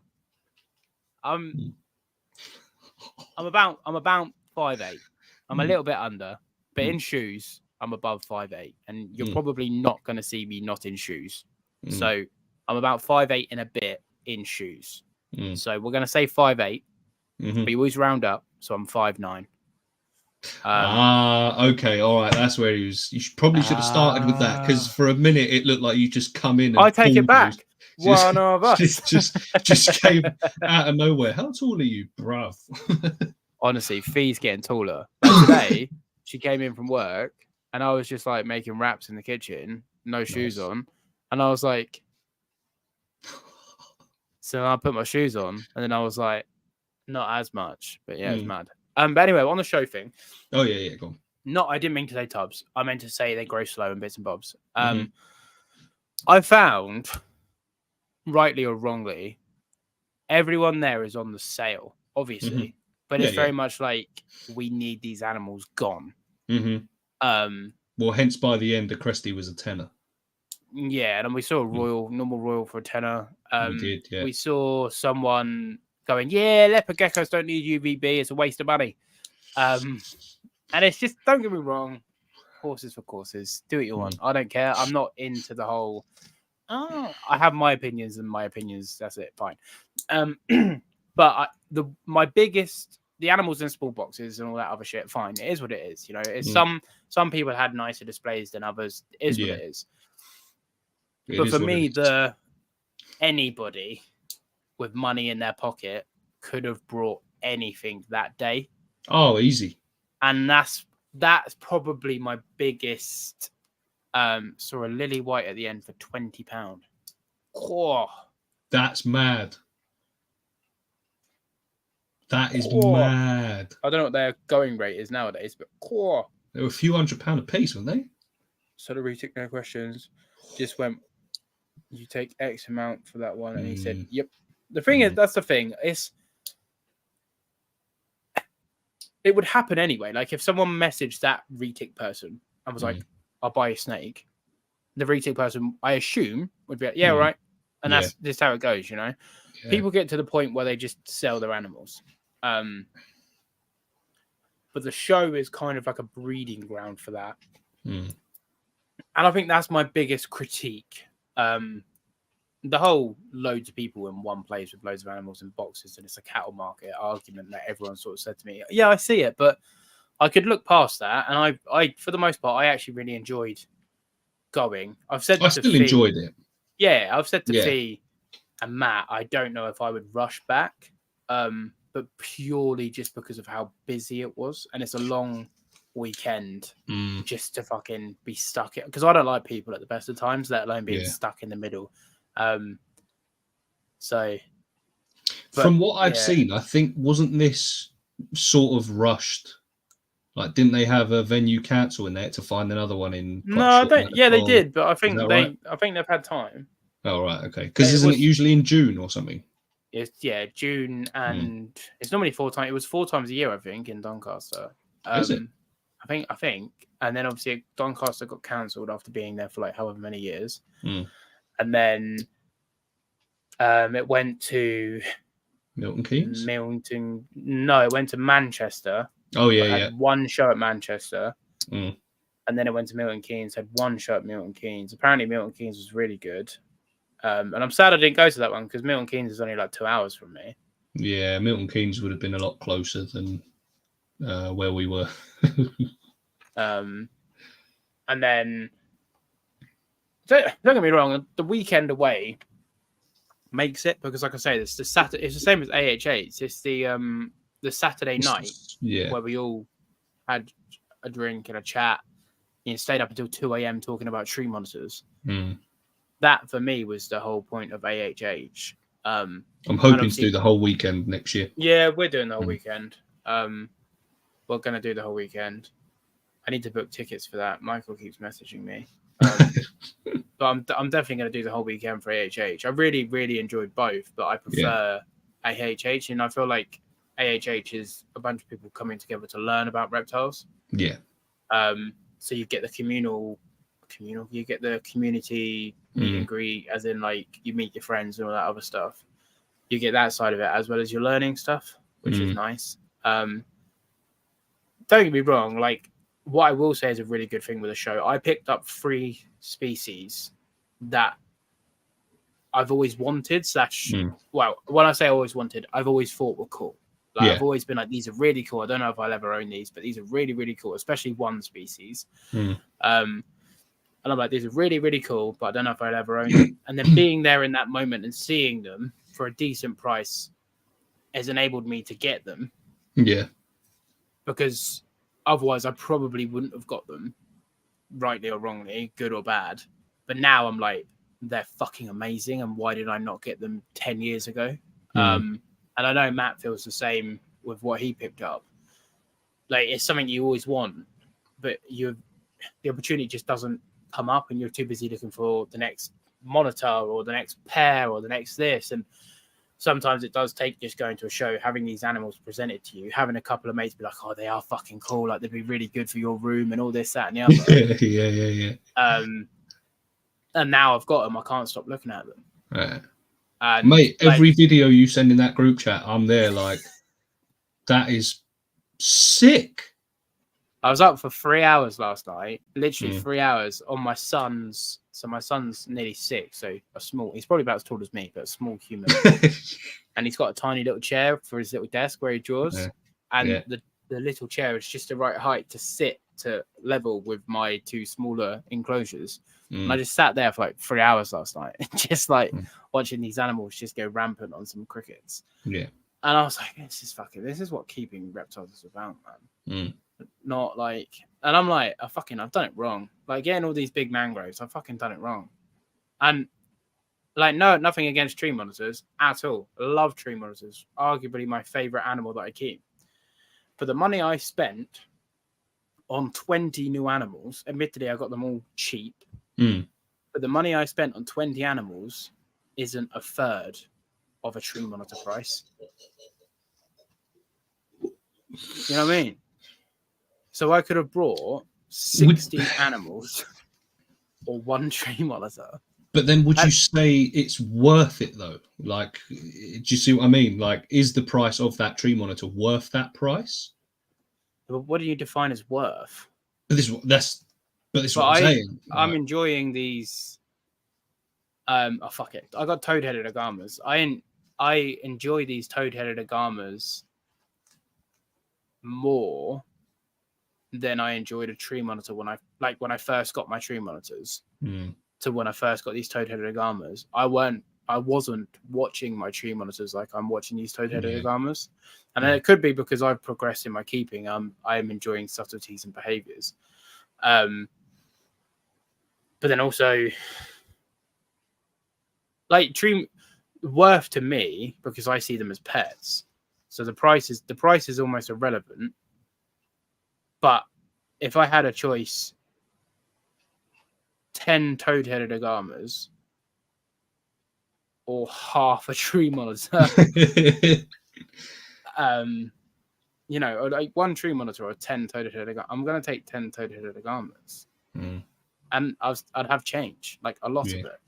At least with the species that I have, because they're not the expensive species. There are some, there's the wide-headed or whatever they're called, they're quite expensive. But don't get me wrong, Kermit and Kada are possibly my favorite in my room. So but I also didn't pay. I paid thousands, but not thousands and thousands. Yeah. I'm trying to think. I paid just a bit over $2,500 for both of them. So okay. Yeah, That's I got them cheap. Yeah, that's not bad at all. I got them before the whole world come crashing down. Yeah. So I got them. Well, I mean, to be fair, I think Jacob saw a Blue Tree monitor on Morph Market earlier on for 2.4 thousand euros. Yeah. There's some desert chameleons on for sale in the UK at the minute. Desert chameleons? Yeah, they're like $2,500. But they can handle 40 degrees. So my room is ideal. Let's see what the chat's saying quickly. Not much, but would be up for that stuff also. I'm assuming AHH. I think the difference seeing them in person and online. Yeah, the show with the animals. Yeah. 100%, mate. I massively agree on that. My experience going to Reptile shows is I've waited until the last day to go and waited until the end to buy and being able to get better price. Yeah, that's true. But here in the UK, risk losing it. We only have one Reptile show. We now have two. ARC is doing it bigger and better. I think I was going to vend ARC, but they're doing it on the 11th of November, which is the day before my son's birthday. Where is it? Kent. So not miles away. So it's ticketed entry, which is better. But it's much smaller. Well, to be fair, I know. Well, I've only just seen the post today on Facebook, right, which is a bit late. But the fact that they didn't take card for entry pissed me off. They've got their reasons behind it. At the Reptile show. Yeah, I didn't have cash. I did not have cash on me. I didn't know it was a cashless. They did post on their Facebook like before. But the problem is I didn't see it until today. That's the problem with doing it on social media. That's the thing. I got there and how else did they do people. But I don't know. I don't know. Like, it's maybe not their fault, but it just annoyed me because nowadays I don't carry cash. It's all card. It's very rare I've got cash. So the fact that I got there and he was like, £10, please. Can I have a card? No. If Jacob wasn't next to me with a spare tenner in his pocket, which, shit, I owe him money as well. Whoops. What was I going to do? Am I going to lose my place in line to go out and find a cash point that was 20 minutes away to go back and stand 2 hours in the queue to then get in? No. So that annoyed me. But again, that was one of the negatives. But maybe now I know for next time. I don't know. I mean, it is common knowledge Reptile shows are cash. But that is common. That is common knowledge. It was my first one, and I knew that. Yeah, I didn't know that. Dan didn't know that. Yeah. Dan was a bit like, oh, fucking hell, like, really? And they did post it on their socials, so I will defend them in that, because what else do they? They're not going to call you and go, hello, Mr. Riddler. By the way, it's cash only. They should do. Do they not know who I am? If you didn't look, then that's on you. But it just didn't occur to me. It just didn't occur to me to check if it was cash or card. No, I get that, and I'm sure a Mm. lot of people were in the same boat. But like I say, in their defence, Oh yeah, I get they did that. post about it. Yeah. And as far as I'm aware, Reptile shows have always been cash. Mm. I've never been, Yeah. I've always been under the illusion that they're cash. Mm.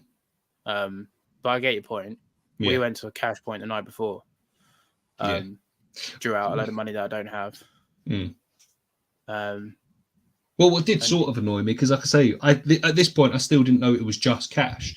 But when me and Jacob stopped for breakfast in the morning, we stopped at services, and we looked and went, "Oh, cash point. We'll get some cash out in a minute." Did we fuck? We ate our Burger King breakfast, and off we went, and we on got our merry way. We've got about another halfway, and he went, "Oh shit, we didn't pull out any money," and I went, "Be all right." See, it's on you. Jacob tried to save you, the face of Riddler Reptiles. I hope he's not watching this now, because he'll remember that. No, probably watching the Arsenal game. Dan, if you're still in the chat, let me know what the Arsenal score is, please. Problem with the show is I was planning to get a beauty snake that gets 7 foot, but ended up with a carpet python that gets 10 foot. So you're only saving 3 foot. But yeah, that is a problem. It is a problem. Perhaps they didn't want you to come. They didn't want a guy going around going, "Come to my stream, come to my stream."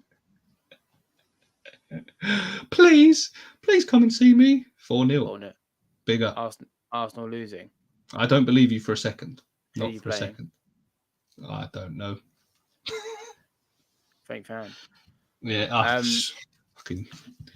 Fee's answer when AHA 17th. Is that when it is? 16th and 17th. So yeah, I'll probably drive up the Friday night, stay Friday night, stay Saturday night, come home Sunday. Anyway, enough of this football shit. Yeah, sorry, Geese. I just had to make sure. Right. I've just had a thought. You know, you were saying about the guy saying about Brazilian rainbow boas growing slowly. Yeah. Did you elaborate on that? Yeah, I was just saying. Oh no, it was no. I was just saying about people. Carpet pythons get 10. Oh, I see. Yeah. Coastal females, they do average out like 9-10 foot. AHH is at Drayton Manor. Yeah, wherever that is in the world. It's just outside of Birmingham, innit? Or inside Birmingham? Can't remember. I don't know. Ken, it's closer to you than it is to me, to be fair. But yeah. But yeah, I was basically saying that people are on their sales pitch and they try and just sell. That's what I made the point. Oh yeah. Sorry, I couldn't remember that. Yeah. But which isn't a bad thing. And I was gonna say about the ARC, I wouldn't mind vending a show. And I probably could if I saved a few animals. So I've got a bunch of eggs. And Aki's sold at the show more than I sell mine for. So I would have cleaned up. And no offense to the Akis that were there, but mine are nicer and cheaper. But yeah, I think turning up with a couple of extra terrors set up with some monitors, I think would be pretty cool. Obviously, you don't have to. I know you've mentioned what one of them is, but your new geckos and lizards and stuff that you bought, are they pets or are they going to be breeding projects? Or both? They're pets, but they will breed. Yeah, okay. I mean, I'm not saying they will breed, but I'm going to keep them. So one of them is parthenogenic, so it lays eggs anyway. Oh, sick. So, but they only lay one clutch a year. They only lay one clutch of 2 eggs a year, so not like morning geckos that just pop out eggs all the every time. 4 minutes. Yeah, so they only lay one clutch a year, and I have 4, so I'll only get up to 8 eggs a year, being well. And then the other ones are unsexed group, but yeah, I hope to breed them. Yeah, that's good. Yeah. I don't class anything as don't get me wrong. I do keep pairs and I do breed, but I don't look at anything as a breeding project. Well, the funny thing is, this isn't, I don't want to say argument. This is a conversation me and Emma are having at the minute. Obviously, I'm trying to sell some royals. Yeah, I'm trying to move them on. I'm like, we should sell that one as well. She's saying no. And I'm like, but she's like, there are pets. And I was there going, no, they were breeding projects. Like, there are pets, fine. But we bought them to breed them. And she's there going, no, they're our pets. Like, we bought them as pets. We should keep these ones and upgrade. And I'm there. It's something we're battling against each other with at the minute. It's because I see what she's saying, and I think she can see what I'm saying. But where's the middle ground? Like, literally, I do feel bad that I've bought them and now I'm moving them on. It does almost feel a little bit irresponsible. But at the same time, I was going to breed royals. Simple as that. I bought them because I was matching them to the different colours I wanted, and now that I know I'm not doing that, I'm happy to go, right, I can sell you. But she's like, but we've named him, that's our pet. And I'm there going, but it's not. You know what I mean? And it's this constant battle at the minute. No, I agree with her. Where my mindset is, I know exactly what you're saying, but I've never been in the mindset that I'm going to I've never acted on the mindset I'm going to buy you to breed you. Again, I was in the wrong, like you've said before, I was in the wrong echo chambers initially. It's as simple as that. I was watching the wrong YouTubers. I was talking to the wrong people. Tell your missus who looks after them. I have. Oh, wow. He's here. He is. Oh, Christ. How did it make you feel seeing? That's a very, very good question. Very good question. And I think, to be honest with you, I wonder, I was about to say, if I'd have been to a reptile show before getting royals, would I have wanted to breed royals, seeing how many there were? It could have gone one of two ways. I could have seen it and gone, shit, these royals are going for some good money. I tell you what, I need to get on the breeding. We all had sweepstakes that you were going to go. We were like, right, £10 on breeders are coming back into breeding royals. Or the other side would have been, shit, this is saturated. There's nothing but royals here. What's the point in me getting involved? And then I've got to drop them to £10 at the end of the show. There's no point. Pyramid scheme, baby. Yeah. Well, there you go. Good segue. If you're not at the top, that's why no one wants royals. That's why, and it sounds harsh, but no one wants them because they are standard. Yeah, so they're either you're a pet keeper at the very bottom of the pyramid and you don't care about breeding. Your significant other, they're her pets. She's at the bottom of the pyramid. I'm at the bottom of the pyramid. Like, I don't have any pyramid scheme animals, to be fair, but bottom of the pyramid, they're your pets. Top of the pyramid is your, I don't know, fucking, is it Justin Capelica or some shit? Yeah. Like, top royal boys, I don't give a fuck. But the top royal boys, they're the top of the pyramid. And they're feeding you, going, oh yeah, buy my plan and you'll win all this money. And the hot morph this year is going to be this one. You enter the pyramid on your financial resources. So if you've only got $2,000 to invest into breeding royals, you're at the very fucking bottom of the pyramid. And you're competing with a lot of people. And any morph of any species enters the pyramid scheme. Cresties, Leos, Royals, fucking fat tails. Anything that's a morph, you're either a pet keeper of it or you're at the top of the tree. Anywhere else, you've lost. You've just lost. The one obviously the one tier down, not too bad. 2 tiers, not too bad. Obviously, like any pyramid scheme, the closer you are to the top, the better. But that's all done on money. And the person at the third only buys off the person at the second, who only buys off the person at the top. The person at the top's not saying to the person at the below. It all fucking trickles down. And also, these animals are bred for idiots other people to buy. Like, people who want a pet royal aren't spending 16 grand on a royal that they're going to keep in a 4x2x2. You only buy off the person above you, or two people above you. Like, say, let's just say you are 17th in the pyramid. And if you can get a royal off someone who's 15th in the pyramid, you think, oh, fucking hell, yeah, I'm leveling up. I'm leveling up. Yeah. Real talk. And this is why, like, on your most recent podcast, like, she was saying about breeding cresties and bits and bobs, and I commented on it, and I was like, it's just a pyramid scheme. No matter how wholesome your own intentions are, doesn't matter if you're, for example, let's just say you start to breed royals in Vivs, right? Who gives a shit? I can go and buy it off Matey at the show who's selling it for a tenner because he wants to fucking get rid of it. Who gives a shit that yours have got UVB? I don't give a fuck. That one. I'm not breeding royals again. I'm not. No, but this is what I'm saying. No, I know, but even if you're being an ethical keeper, people want the cheapest animal. Majority of people don't support ethical breeders. Like I had someone today message me. Well, they want the cheapest thing. Gilleneye. How much are you Gilleneye? Still got Gilleneye? Yep, got Gilleneye. My Gilleneye, £325. Okay. I'm doing 3 for 800. Okay, right. So that's £175 off if you buy 3. Mm-hmm. Oh, well, that makes them at £266 each. Would you do 2 for 575? Fuck off. Fuck off. I'm not selling to you. I will not sell to you. Yeah. The money is irrelevant. Yeah. I'm in a niche where I can pick and choose who I need to sell to because I have a cool species that I'm super passionate about. And if I want to sell to someone for cheap, then I will. If I want to sell to someone for my going rate, I will, because I can, there's a couple other people sitting on eggs, but I'm not part of a pyramid scheme. Yeah. And people can choose to pay my prices and see that my animals are raised under halogens, LEDs, UVBs, naturalistic enclosures. If they don't want to subscribe to that, then fuck off. Yeah.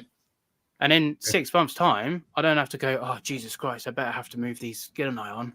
Like, I can pick and choose. So I don't get a bit annoyed with it, because the whole thing at the start with every animal needs to be bred for a reason. Or, sorry, there needs to be a reason behind breeding, or whatever the fucking question was.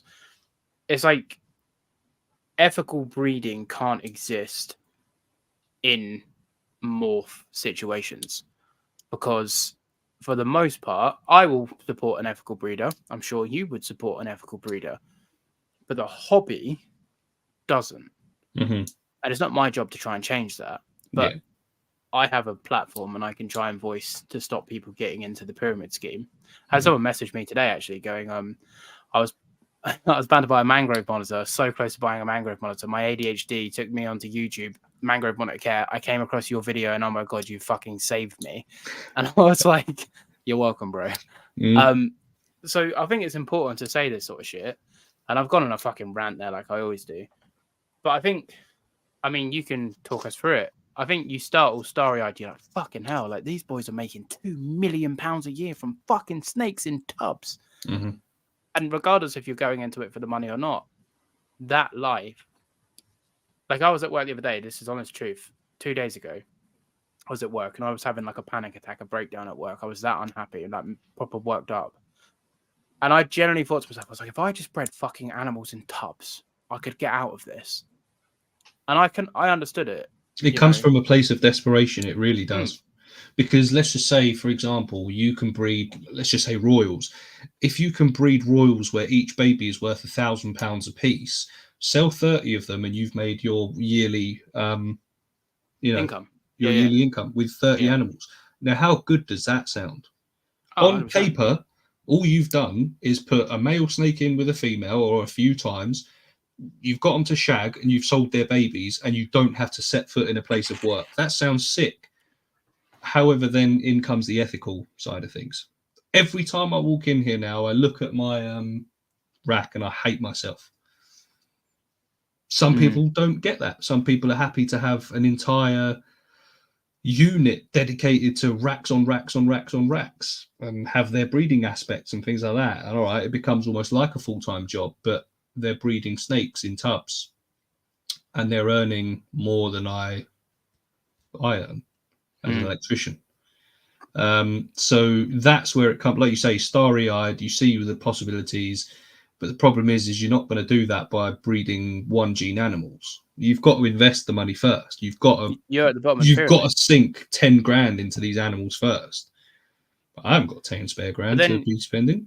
You just sell to the person below you. Yeah, that's why I can't sell, because the only people that I can sell to are probably just going to be pet keepers, which is fine. I'd rather that. The very bottom people that, but because the economy and the market is shifting, you see all these royal people selling up shop now because it's changing. And like I've said this before so many times, if you're keeping from passion, like Ackies, right? They're fucking worthless at the minute. They really are. Yeah. And I'm popping out Ackie eggs left, right, and fucking center. A couple of years ago, they were 200 quid a go. I was selling mine at 150, 160, and they were flying out. They're half the price that now. Give it 5 years, they'll be back up at the 200. I'll still be breeding Ackies because I love Ackies. The amount of pairs of Ackies that have been for sale in the last year because they're not worth anything. And you never make money chasing a trend. Mhm. You only make money if you're talking about it, money if you get lucky and hit a trend. So let's just say, for example, because I've just hatched Gil and I, let's just say all of a sudden Gil and I have, boom, Yeah. coincidentally, I've hit the wave at the right time. There's the money. £500 an animal. Yeah. They used to be, and I got Yeah, 33 eggs. Yeah. I know. But yeah, don't get me wrong. I've got a nice bit of change sitting in my incubator, and I generally do. If they all hatch and they all sell for what I'm hoping to sell them for, like I'm not going to try and shy away from that. Like I've got quite a few eggs from Gil and I and Aki's, but I'm open about it. I'm not like going to fucking sit here and be like, oh well, I've only got 6 eggs, and you know they're quite scarce, like some people do. I've got 33 eggs. Yeah. Whether they all hatch or not, I don't know. Mm. Like, I'm not here to make money. I'm here to be honest. Like I have a lot of Gil and I, and I'm very excited that I'm going to be able to get a species that I'm passionate out to the hobby. Yeah. You know, and there's already 3 people that I've offered them for fucking cheap because it's not about the money. Yeah. I offered one kid like quite a good price on 3. So, I don't know. I just, like we spoke about it before when I think I was a guest on your podcast. I'm coming away from the hobby. Like I really don't. I have no interest in the reptile hobby anymore for what the hobby is. You know, I'm just doing my own thing. Like I much preferred being a keeper when no one knew who the fuck I was, and I had no standards to hold myself accountable to. I was still a twat in my own brain. I was still like, oh, this is not fucking good enough. I just talk about it on the internet now. But like I said to you in voice note, you're gonna have to give them snakes away because you're at the bottom of the pyramid. Mate, Sadly. I've cut the prices. They are I haven't slashed. looked. I saw on your story, but Slashed, mate. Absolutely slashed. But even then, they still might not sell. I've got these animals that, because obviously the thing is, I want to upgrade everyone as and when I can. But obviously, if I can move someone first and properly upgrade the ones that I keep, then all well and good. But the minute, nothing. Absolutely nothing. You know, it's tough. It is. It's tough because I've got myself in this position and now I can't currently get out of it. And then imagine if fuck, I forgot to give my monkey test injection. Good luck, Matt. Yeah, very good luck. Imagine if you did breed and you had 15 babies right now and you're just sitting on them because no one's buying them, and you start lowering the price, and then when does it get to the point where, you know, ethics go out the window because you have to get those animals gone? And I said this to you way back in December when you messaged me originally. I was like, mate, why the fuck are you doing this? Yeah. You know, like moving on animals, as you know, because you've had baby royals, moving on animals that aren't worth anything or in a saturated market, regardless if they're ethically bred or not, is a nightmare. Yeah, it is. It's a nightmare. So, well, that's the chat saying. Excuse me. No plans to breed my snakes at all. As IHS proved, there's way too many royals in the saturated market. All you need to do is go on Morph Market, yeah, and you'll see royals. 40, 50,000 royals in Europe alone. Mad. So many royal collections up for sale, people getting out. Yeah. You need to get ready for the next wave. If the animal ever becomes more popular again, but for business, just keep what you're passionate about. And if you're lucky, they'll hit the trend again. If you're not, then you're still happy because you're keeping what you love. You can't lose.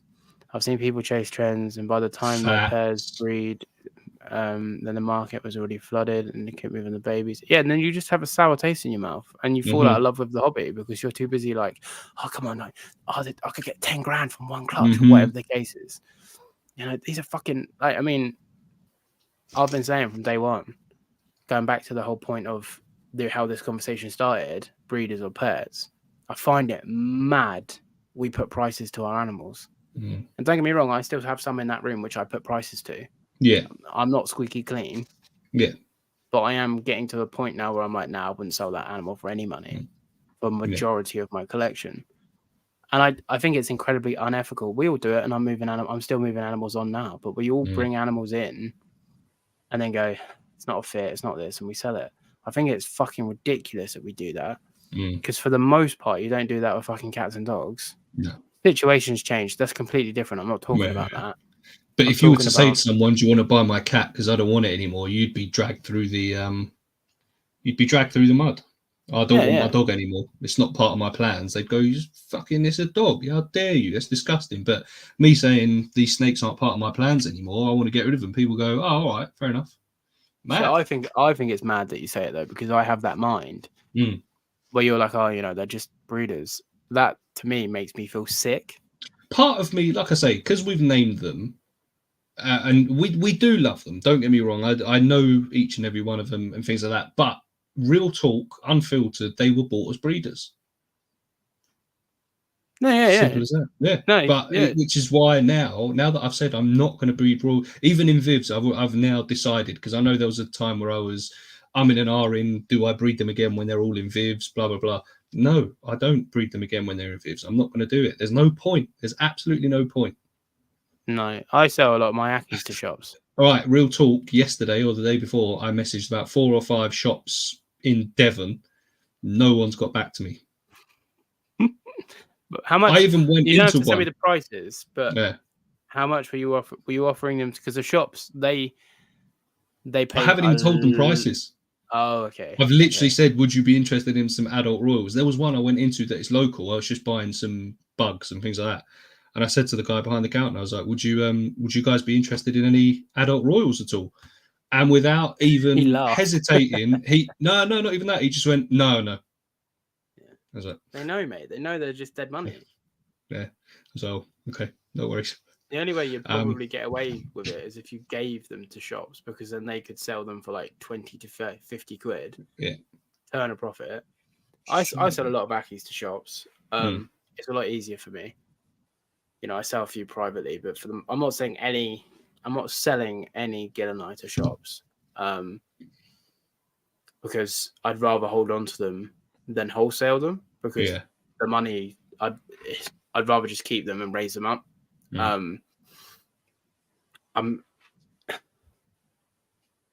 Shops have to make a profit. It is what it is. But I wholesale to a shop. Shops sell then for more than breeders sell for.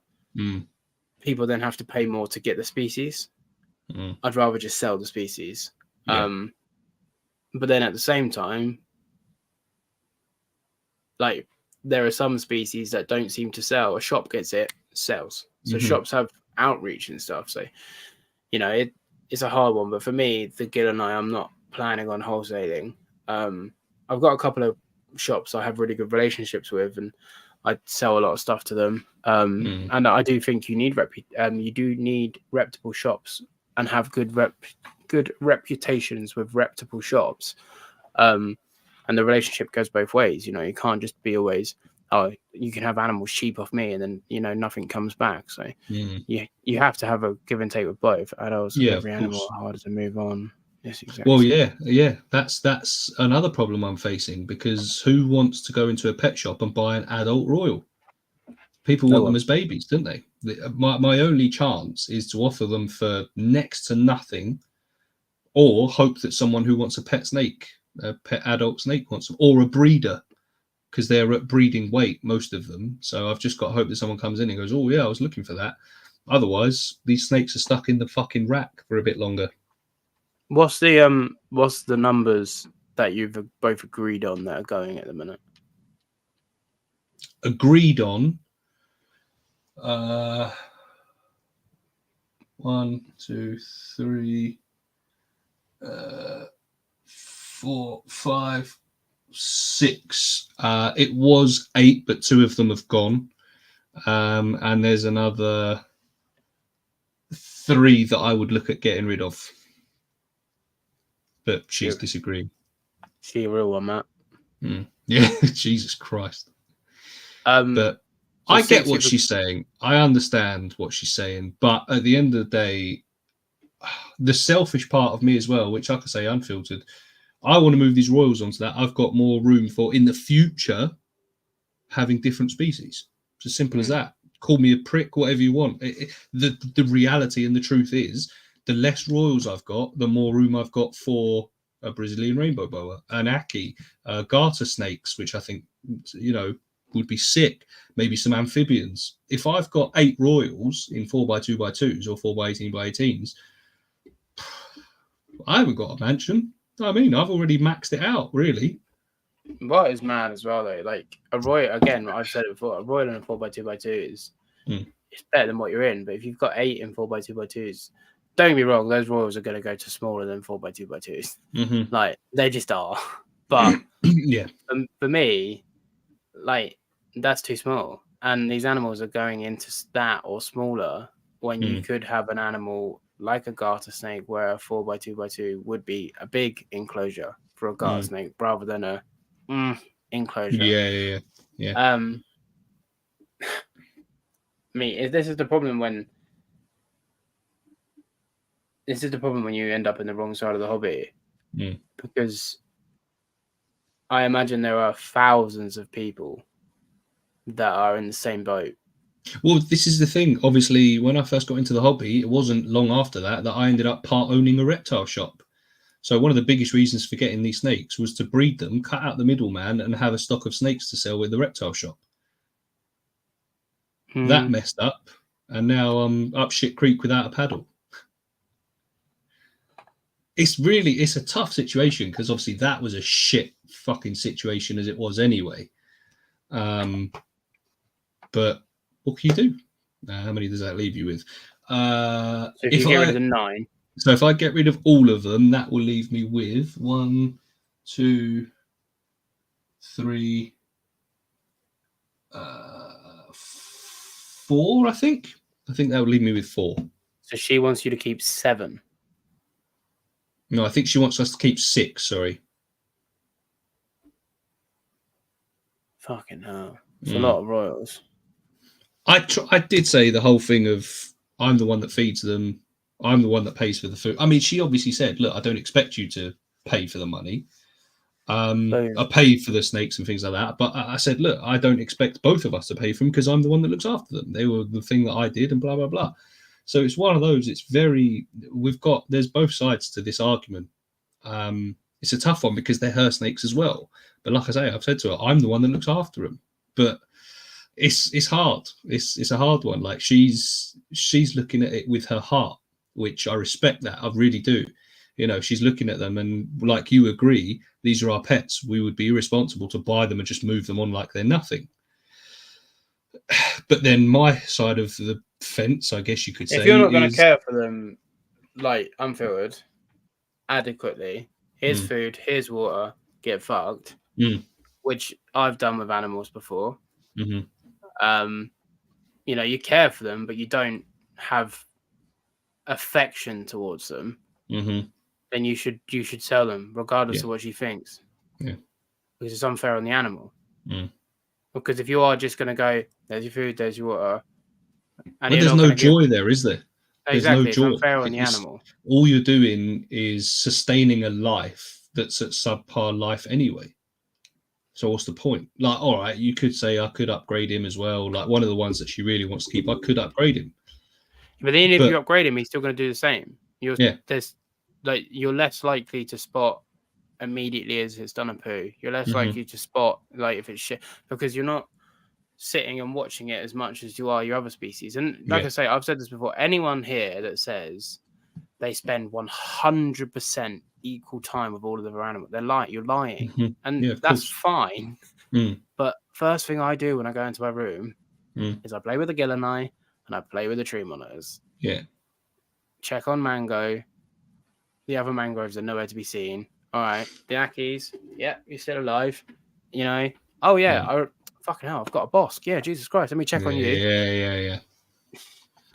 Because that's the thing. Like, I have found myself now that I've started getting new and different and more exciting. I say more exciting. I do like the Royals, but more so.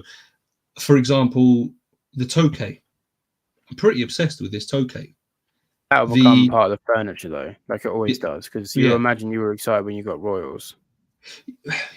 Yes, but her enclosure, which, like I say, to be fair, I've not done the video. Well, I've not finished the video yet. The Viv itself is the best Viv I have ever built and set up, ever. I'm buzzing over it. The milk snake, the character that snake has got is mad. There was one night a little while ago that I was just sat watching her for a little while she was exploring and climbing and shit. Mad. Like, these are animals that I wouldn't get rid of. So that also leads to the whole thing of, well, I don't feel that way with some of the royals, so I'd be happy to move them on.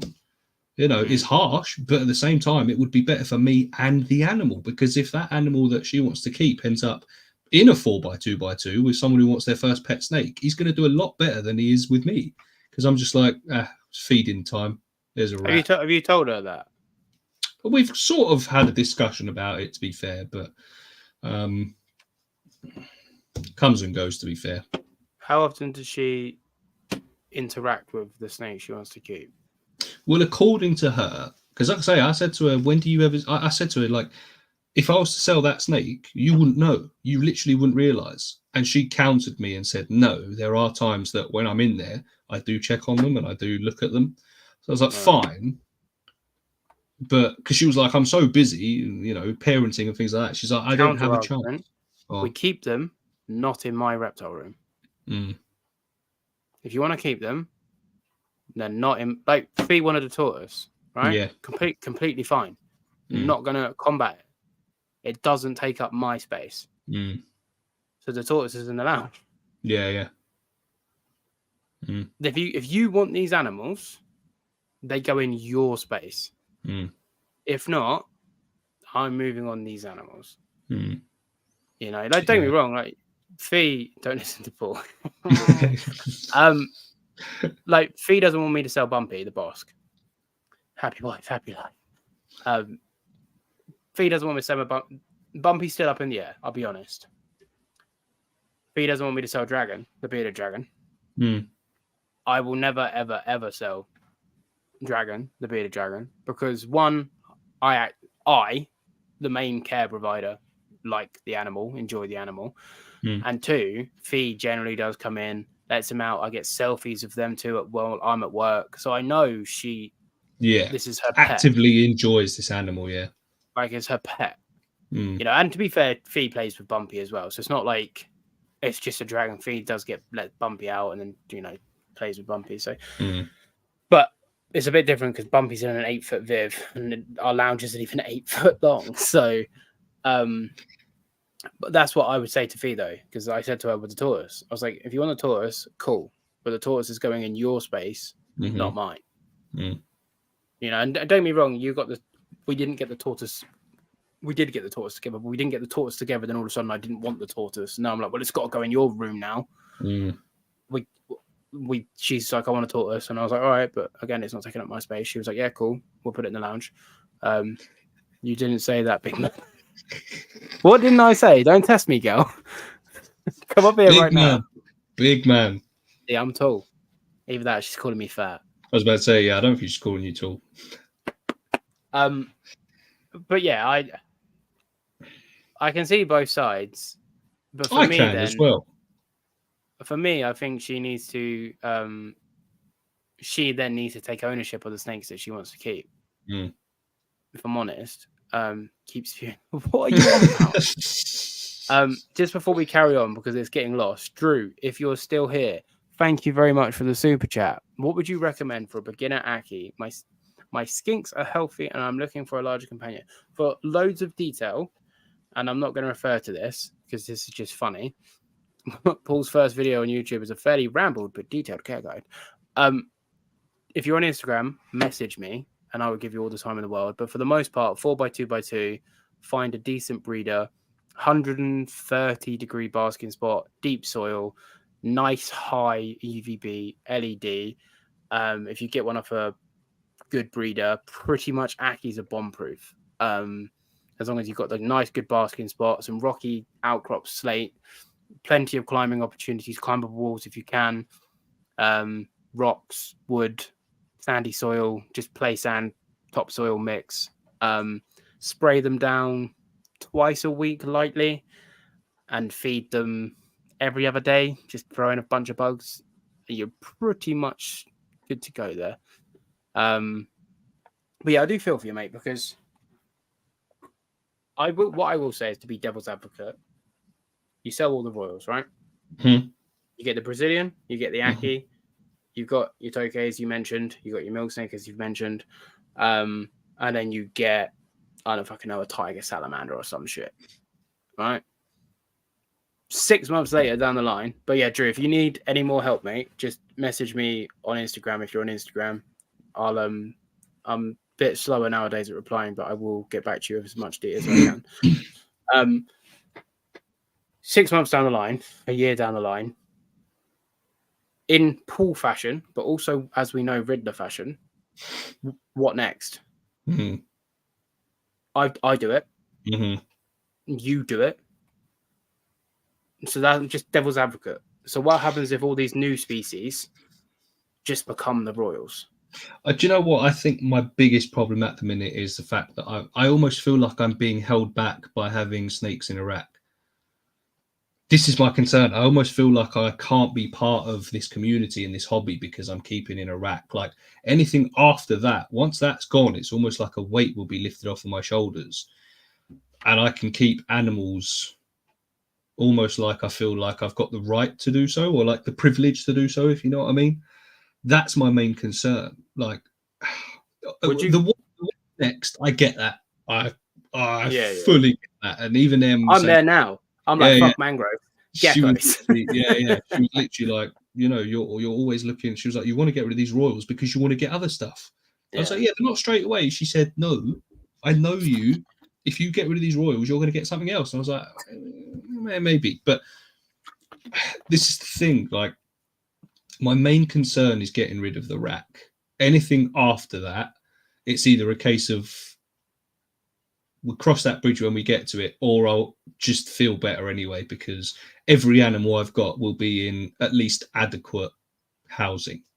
I'm not saying it's going to be amazing, because like I say, whether you can call a 4x18x18 or a 4x2x2 for an adult royal adequate or good, for me it's adequate. It could be better, but it's adequate. I will feel a lot better in myself, and with regards to me being part of the reptile hobby and community anyway. Why don't you just give them away? To who? I'd be able to find you someone to give them away to. But then the problem is it's a bit of a double-edged sword. Like, it's going to sound possibly quite selfish as well. The money is going to be like whatever money I get is going to be put back into upgrading. So it's not that I want to use. But then you're just at square one. So, for example, the rack goes tomorrow, right? Or at least 9 snakes in it. You keep the 4 or whatever it is. You're getting 2 vivs, so that's 2 upgraded already. So all of a sudden now you've gone from 12 snakes in a rack to 2 overnight, right? That's not cost you a penny because you've got the vivs for free. Yeah, overnight. Is that not better? It is. It is. And then, so what? It takes you. I saw a 4x2x2 on Facebook today with a UVB for 50 quid. You're not looking hard enough. Well, that's the problem. At the minute, I'm not looking at all because no one's buying these snakes, and I don't have that's what I'm any saying. money. Yeah. I agree. £10 a month. Yeah. In 5 months, you would have brought a setup. But like I say, right? I'm not. I'm not looking at all. This is the problem, because it's almost like, for me, I feel like I've got to sell the snake to get the money, because I don't want to say it's free money, but it's almost like that's what the money's for, you know. So it's a tough one.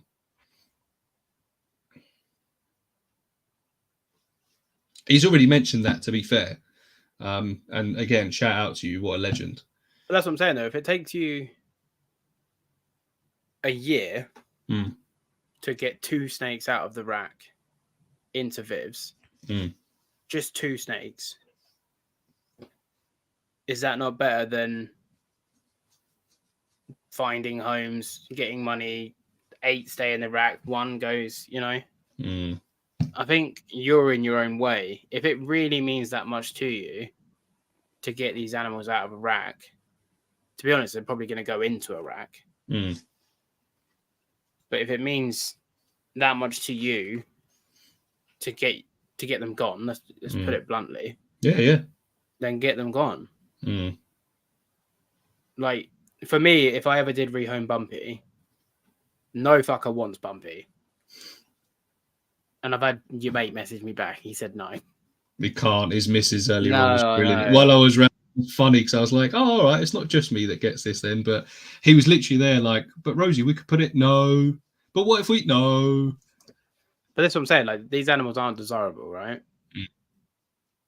I've already said to myself that I'm going to give her away. Like, she's not worth much, so it's a bit different. It's weird because if someone came up to me and said, if they messaged me and said, look, I've got a Viv set up ready for a Royal, but I haven't got any money for a Royal, the chances are I'd give that Royal away for free because I know it's going in a Viv. But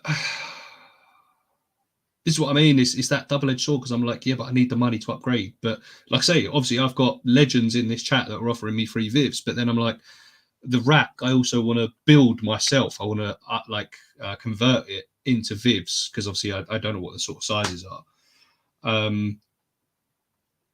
So it's a weird one, and for that I need money. But like you say, you're not cut the rack if you all of a sudden rehome 9 snakes. I can't be bothered to type Visions. I'm not sure if Bumpy is or isn't going yet. If you just got rid of 9 snakes tomorrow, can you not just put a bit of ply and then put a bit of ply or like a bit of plexiglass? You've just made Vivs out of the rack. Quite possibly. The way it's going to be shanty, but it is going to be shanty. It's doable. It is doable. But as a temp for the sake of 50 quid, it is doable. So I don't know. I don't know. Like I say, I've slashed these prices and still no one is interested. But yeah, if you know someone that wants a free Royal, then we could possibly sort something out because, like I say, it's, you know, it's a tough one. It is a tough one. But at what point is it cheaper not having to feed and house several extra snakes versus what you actually get? Well, yeah, because at the minute, buying for 14 Royals is quite expensive, and the heating for them, you know, is fairly expensive. Well, it's not fairly expensive, but it adds up. You know, the sooner I can start switching off heat mats, the better it is for my electrical bill. Excuse me. Gary's still here. He is one of the ones that is going, but Gary is going. Rip. But it's a tough one, man. It is a tough one, but I don't know. I got some thinking to do. Me and Em need to talk again. Because like I say, there are some that she's happy to let go. She's not, you know, she still feels bad because, like she says, it's a responsibility we took on, and it's irresponsible to just fuck them off because they're our pets. But at the same time, I can't house 14 Royals in Vivs. If she said to you, you can keep every single one, and we can keep them, let's just say, for argument's sake, in the lounge, just because I don't know the layout of your house, let's just say the lounge, would you? I still don't think I would, no.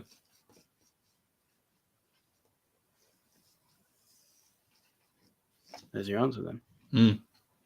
For me, if I was you and Fee was telling me to keep the animals, I think I would just say to him, like, if your heart's really out of it, I think I would just say to her, look, you look after them then and we'll put them in your space because I'm done with it. I mean, to be fair, these shops and stuff, one of the places that I've messaged is a college because apparently they sometimes take on adult Royals, I guess, for like their exotic pet courses or something. I don't know.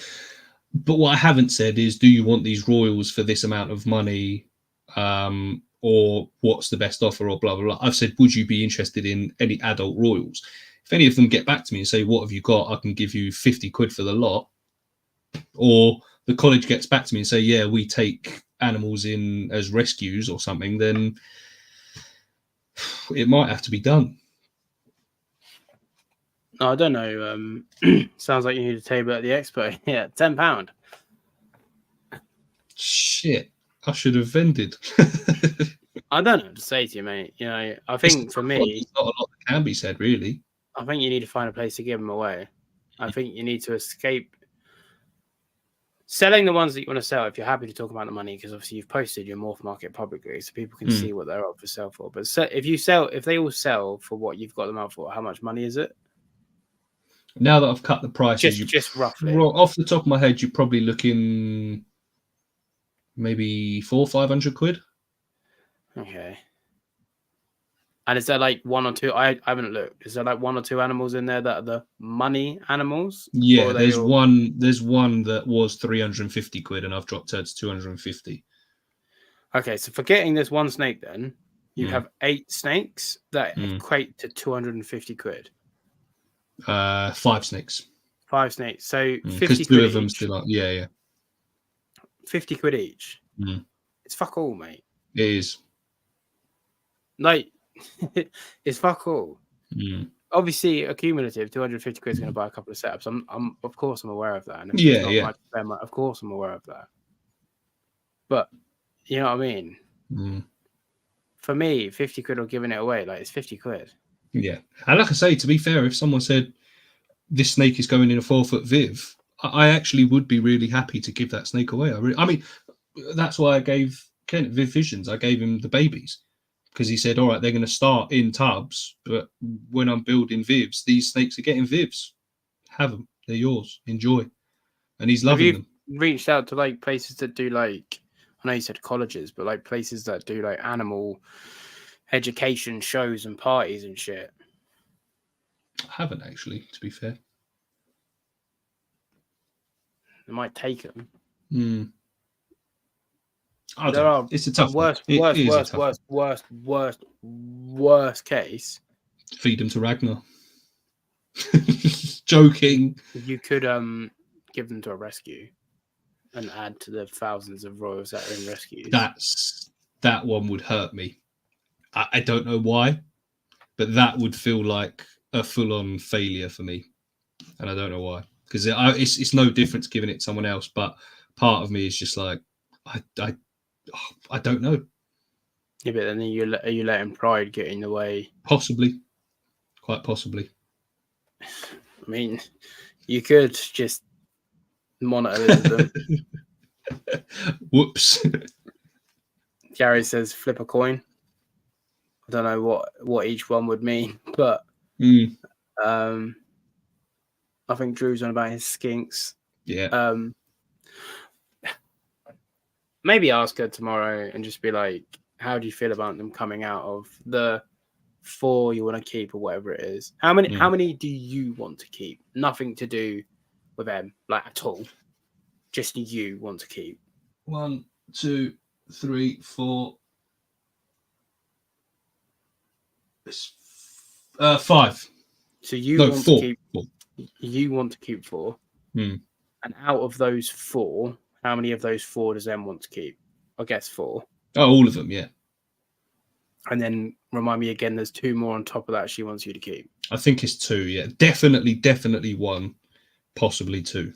So those 1/2, they go in the lounge.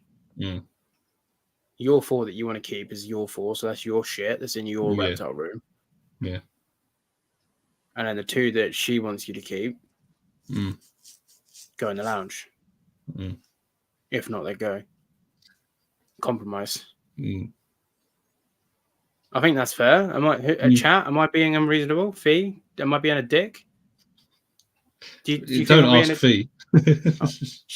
She jokes. She's very sarcastic. Yeah, but no, she will be real. But do you think that's fair, or do you think she's just gonna blanket that no? This is obviously you don't know until you're asked, but what's going to be said is no. They live in the reptile room, and then you go, okay, we're selling them. Yeah. It's like conversation we had yesterday. Open. I'm not saying she's not. Obviously, I don't know her. I'm saying from my point of view, what I would say to Fee is if you want to keep these 2 animals, does M want to keep them in the rack? No, she doesn't want to keep them in the rack. She wants them in Vivs as well. But she's basically saying that we've got the possibility or the ability to put them in at least slightly bigger vivs now if I build them. So they're 33-litre tubs, but they might be in 2-foot enclosures, 2 by 1.5, which is obviously, and I think it's quite deep. I think it's about 3 feet deep. So yeah, it's better and it's bigger. But my feeling with that is, well, why don't we just get rid of more and keep them in even bigger enclosures? But I don't know. I would say doesn't have to be the lounge, but we need to find space for 2 4x18 by 18s or 2 4x2 by 2s. 2 stacked on top of the beardies. You know, that takes up, I'm assuming your ceilings are 7 foot, 6 foot. I think so. Yeah. That's at least 1 on top of the beardy, at least. Yeah. You just have to be careful with the heat transfer, but you can put like bits of batten underneath. Then if she wants to keep them, then she takes over the care. If she's not able to do that, then you'll have to say bye-bye to the snake, not the wife. I think that's reasonable because like I'm trying to think now if I wanted to sell dragon. Fee, if I generally this is a hypothetical. If I said to you, right, I don't want to care for dragon anymore, because I would say the care for dragon is probably 60-40. Fee does a lot, so I'm probably 60, she's probably 40. So it's probably a bad example. But if I said to you, Fee, right, I'm selling dragon. I no longer want to care for dragon anymore. Would you then sell dragon, or would you move dragon into our house? Is tiny, so it's hard to, like, we generally don't, our lounge doesn't have space for a 4-foot viv. It generally doesn't. So it's hard to put it anywhere else because basically it would either have to go in the bedroom or Elijah's bedroom. That's the only rooms we have. Like, we don't have space for a 4-foot. But hypothetically, Fee, if dragon would fit in the lounge, would you move dragon into the lounge, or would you say bye-bye dragon? Because we genuinely don't have space. Like, if Michael's still in here, he's been to my place, he knows how small the actual bungalow is. I rely on your knowledge on dragon, so if you don't help, then he'll need to go. That's fair enough. But yeah, I think for me, and especially you have vivs in there anyway. So like, for example, if I had 2 4x2x2s in our lounge, for me, putting a viv on top of that, yeah, okay, it's got to be a nice one, and they've all got to be the same. I can get that. Aesthetics, I can get that. That's fine. But if you've got 4-foot vivs anyway, it doesn't take up any more retail. Yeah, of course. It takes up literally the exact same floor space. Sky's the limit. For me, that's one. Then we need to find space for the other one. If you want to keep it, I'll care for it. I'll continue to do what I'm doing. But and then it's hard because that one would be okay because 4 foot to the bottom, so that would be a 4 to 6 foot tall if it's in a 4x2x2. That's a good height for a viv. Yeah. Snake above that, you'll never see it. No. Ever. No. I don't think our ceilings are tall enough for that anyway, to be fair. No, but I'm just saying, once it goes past 6 foot, you might as well be in a rack anyway. Yeah. But then they are up and out of the way. No, exactly, Fee. That's what I'm saying. Excuse me. Not to the ceiling. So it would be the same height as, like, similar to what the Timors are.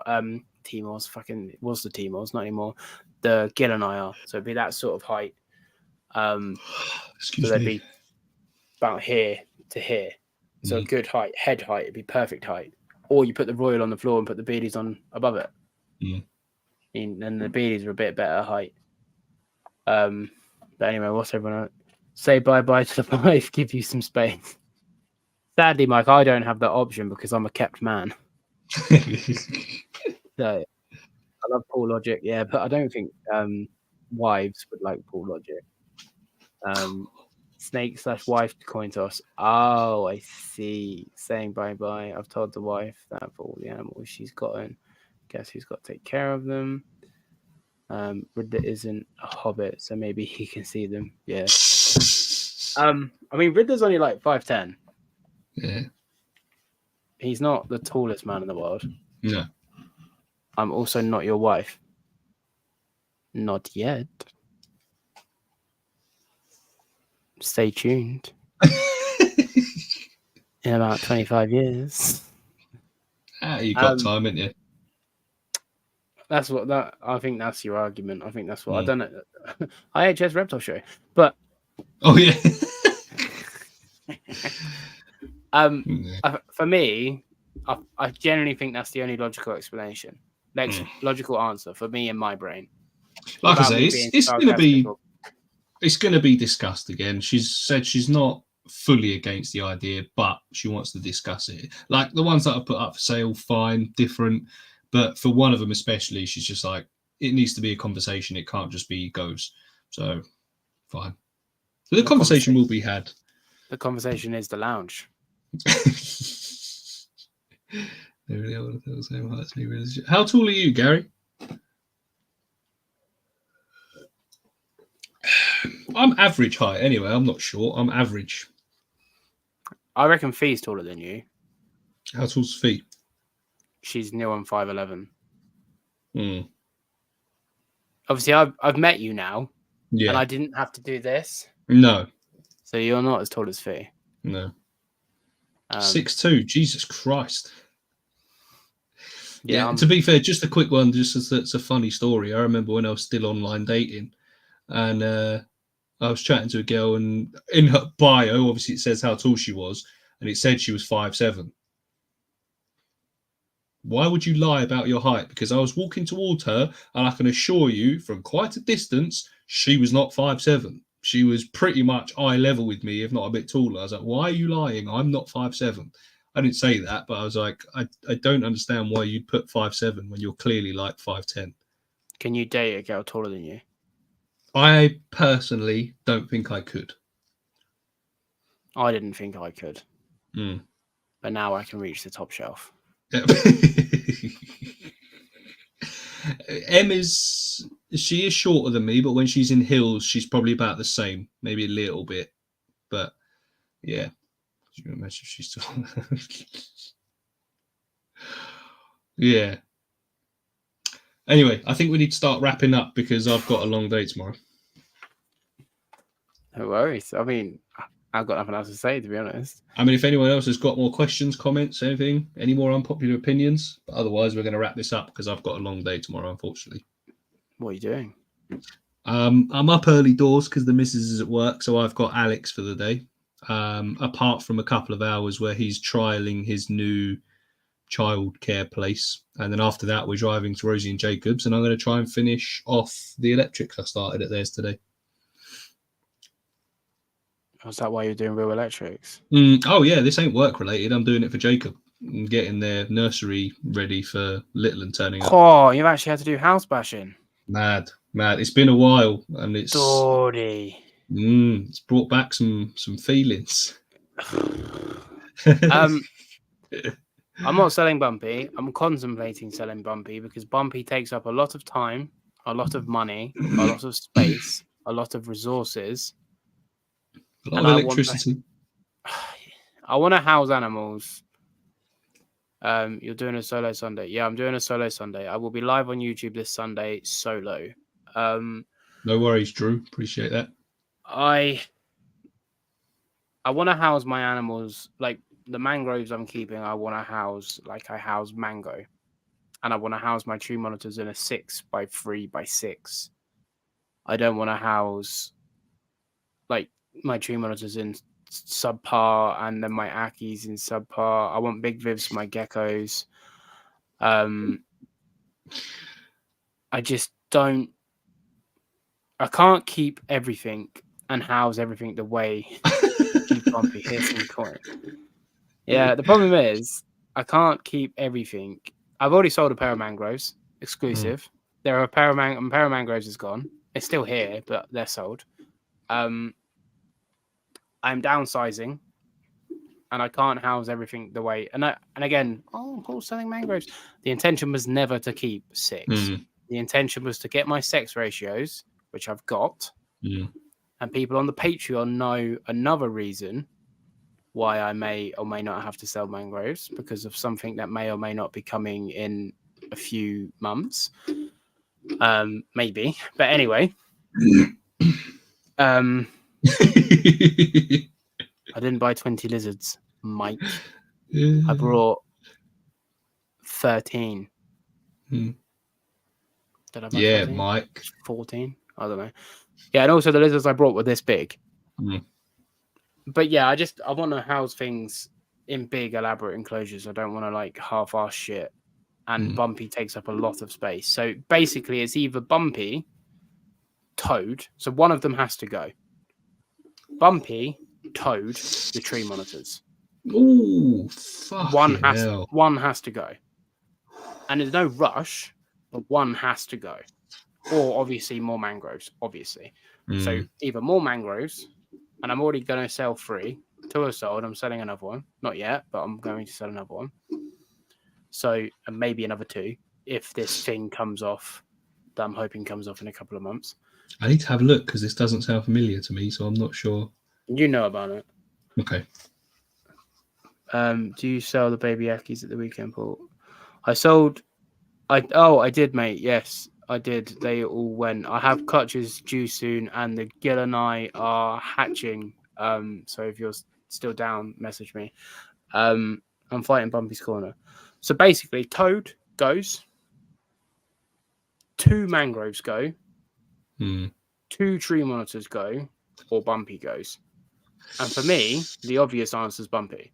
There's no shadow of a doubt. And again, this whole podcast is the end of this podcast is a bit about savageness. It's not a question in my brain. And it doesn't need to happen yet, so it's not happening. Yeah. But a year, depending, it might have to happen. Now, I'm not rushing into anything because it might work out and I don't need to. And if I don't need to, then I won't. But long term, if nothing changes in my situation, something has to give. So I either keep animals in smaller enclosures and keep Bumpy, or I sell an animal in order to do what I'm trying to do. Or, for example, if I keep Bumpy, Dragon has to go, the Gill and I have to go, and the Akis have to go. Because I have to make up the space somewhere. So what do? I have too many animals. I can house them in small setups. Of course I can. But I don't want to do that. Yeah. Like keeping the Akis in a 4x2x2 to save space. I don't want to do that. Yeah. The Akis are going in a 6x3x3. Like, I want to keep things big. I don't want to keep things half-heartedly. You don't need 6. I haven't got 6. I've sold 2. I've got 4. I'm selling another one. That takes me to 3. There you go. Mike's got the idea down to a T. Look. But yeah. Sell the mangroves. Easy decision. I'm selling the mangroves. Like, I've sold a pair of mangroves before I sold Bumpy. So I want credit for that. So you can all get fucked. And also, I don't give a shit what any of you say. It's my collection. So at the end of the day, you can all get fucked. But I've got to do what is best for me. Because what is best for me is better for the entirety of my collection. It's not just on what's for me. It's what is best for me is what's best for the entirety of my collection. So that's what I'm saying. That's what I'm saying. This is what I'm trying to get across. This is what I'm saying. What I'm trying to do is the best for my animals in general, for all of them. I'll stop talking when I wants to leave. He's not saying no. But the thing is, we get into these things. Like I say, that's a fucking good... What the fuck is that? Sorry. No, but I agree with you. This is what I'm saying. Like, yeah, I am getting a bit tired, not going to lie. But I agree. The reason you're doing it is for the betterment of your animal keeping and the rest of your animals. And I cannot agree more. That's what I'm saying. I've got an unpopular opinion. Go on. Paul's Monitors is actually run by Fee, and everything is her idea. Someone's just messaged me that. Yeah. Mm. But yeah, I'll be honest, guys. Obviously, it's all well and good, all of you going, oh, keep Bumpy. Oh, none of you are keeping Bumpy because none of you care for Bumpy. I care for Bumpy. None of you do, you know. So, and it's the same with the mangroves. Like, none of you care for the mangroves. None of you care for the tree monitors. You know, none of you. Mango wouldn't be here. Yeah, if Fee run it, then facts. Mango would be gone. Facts. It'd be Fee's dragons because she's into the Agamids. Which is fair enough. I obviously do take people's opinions on, but they're my animals, and you know, if I don't do social media to be like, oh guys, yeah, I'm going to keep Bumpy because you all want me to, because it's stupid. Yeah. But again, nothing's going yet. Bumpy's not going yet. It's just an idea. It's not even an idea. It's just a possibility. If in the future one has to go, I'd rather be mentally prepared rather than being like, ugh, Peace Farm, fuck the lizards. But yeah, I don't know. Anyway, guys, thank you for tuning into this absolute shit show. But that is, I actually think quite a good shit show. I think this one fucking slapped. I'll try and do it the weekend. I need to like put everything on my Spotify, but I just haven't done fucking anything lately. To be fair, someone commented on my podcast earlier on saying it's a shame it's not on Spotify, and I was like, that's mad that someone wants it on Spotify, but sick. Yeah, people listen on Spotify. People are still listening to my shit. I haven't even posted. Yeah, Paul, do what you think is best for your collection. It's all jokes. No, I know everybody's joking, and I'm joking as well, because if I was actually annoyed, if I was annoyed, I just would stop talking about the situation. I'd just go quiet. But yeah, thank you all for tuning in. Appreciate it, as always. All jokes aside, Riddler's links aren't in the description because I'm shit, but check out Riddler. Check out his Patreon. Check out my Patreon for exclusive content. We'll probably be back in a week or two for episode 4 over on Riddler's channel, but streamed on both channels as always. Thank you all for the super chats tonight, guys. Helps me keep the lights on. I appreciate and love you all. Like, comment over on both of our channels, and YouTube Thursdays tomorrow, 7:30 for Riddler, 8 o'clock for me. And then in the Sunday, live chats, all of that. Live chats, and Sunday I have a solo Sunday on the Captive Raptors podcast at 8 p.m. same time as this. Yeah, go on, what's up? Just one quick one. I've just realised that this whole stream, you've not been for a piss, and neither has Aya. Fucking hell. She's probably pissed on the floor and I've pissed in the chair. Yeah, possibly. But it is what it is, isn't it? It is what it is. Right, ladies and gentlemen, I love you all as always. Thank you, everybody, for tuning in the comments. Lots of love, everyone. Reach out if you guys need anything. We'll be back for the next episode of True Tales very soon. Keep an eye on the socials. I'm ending the stream now. Riddler wants to go to bed. I also wanted to go to bed at 10, but we're still running. I've actually got to go to work tomorrow. So peace out. Love you. Bye. Love you. Bye.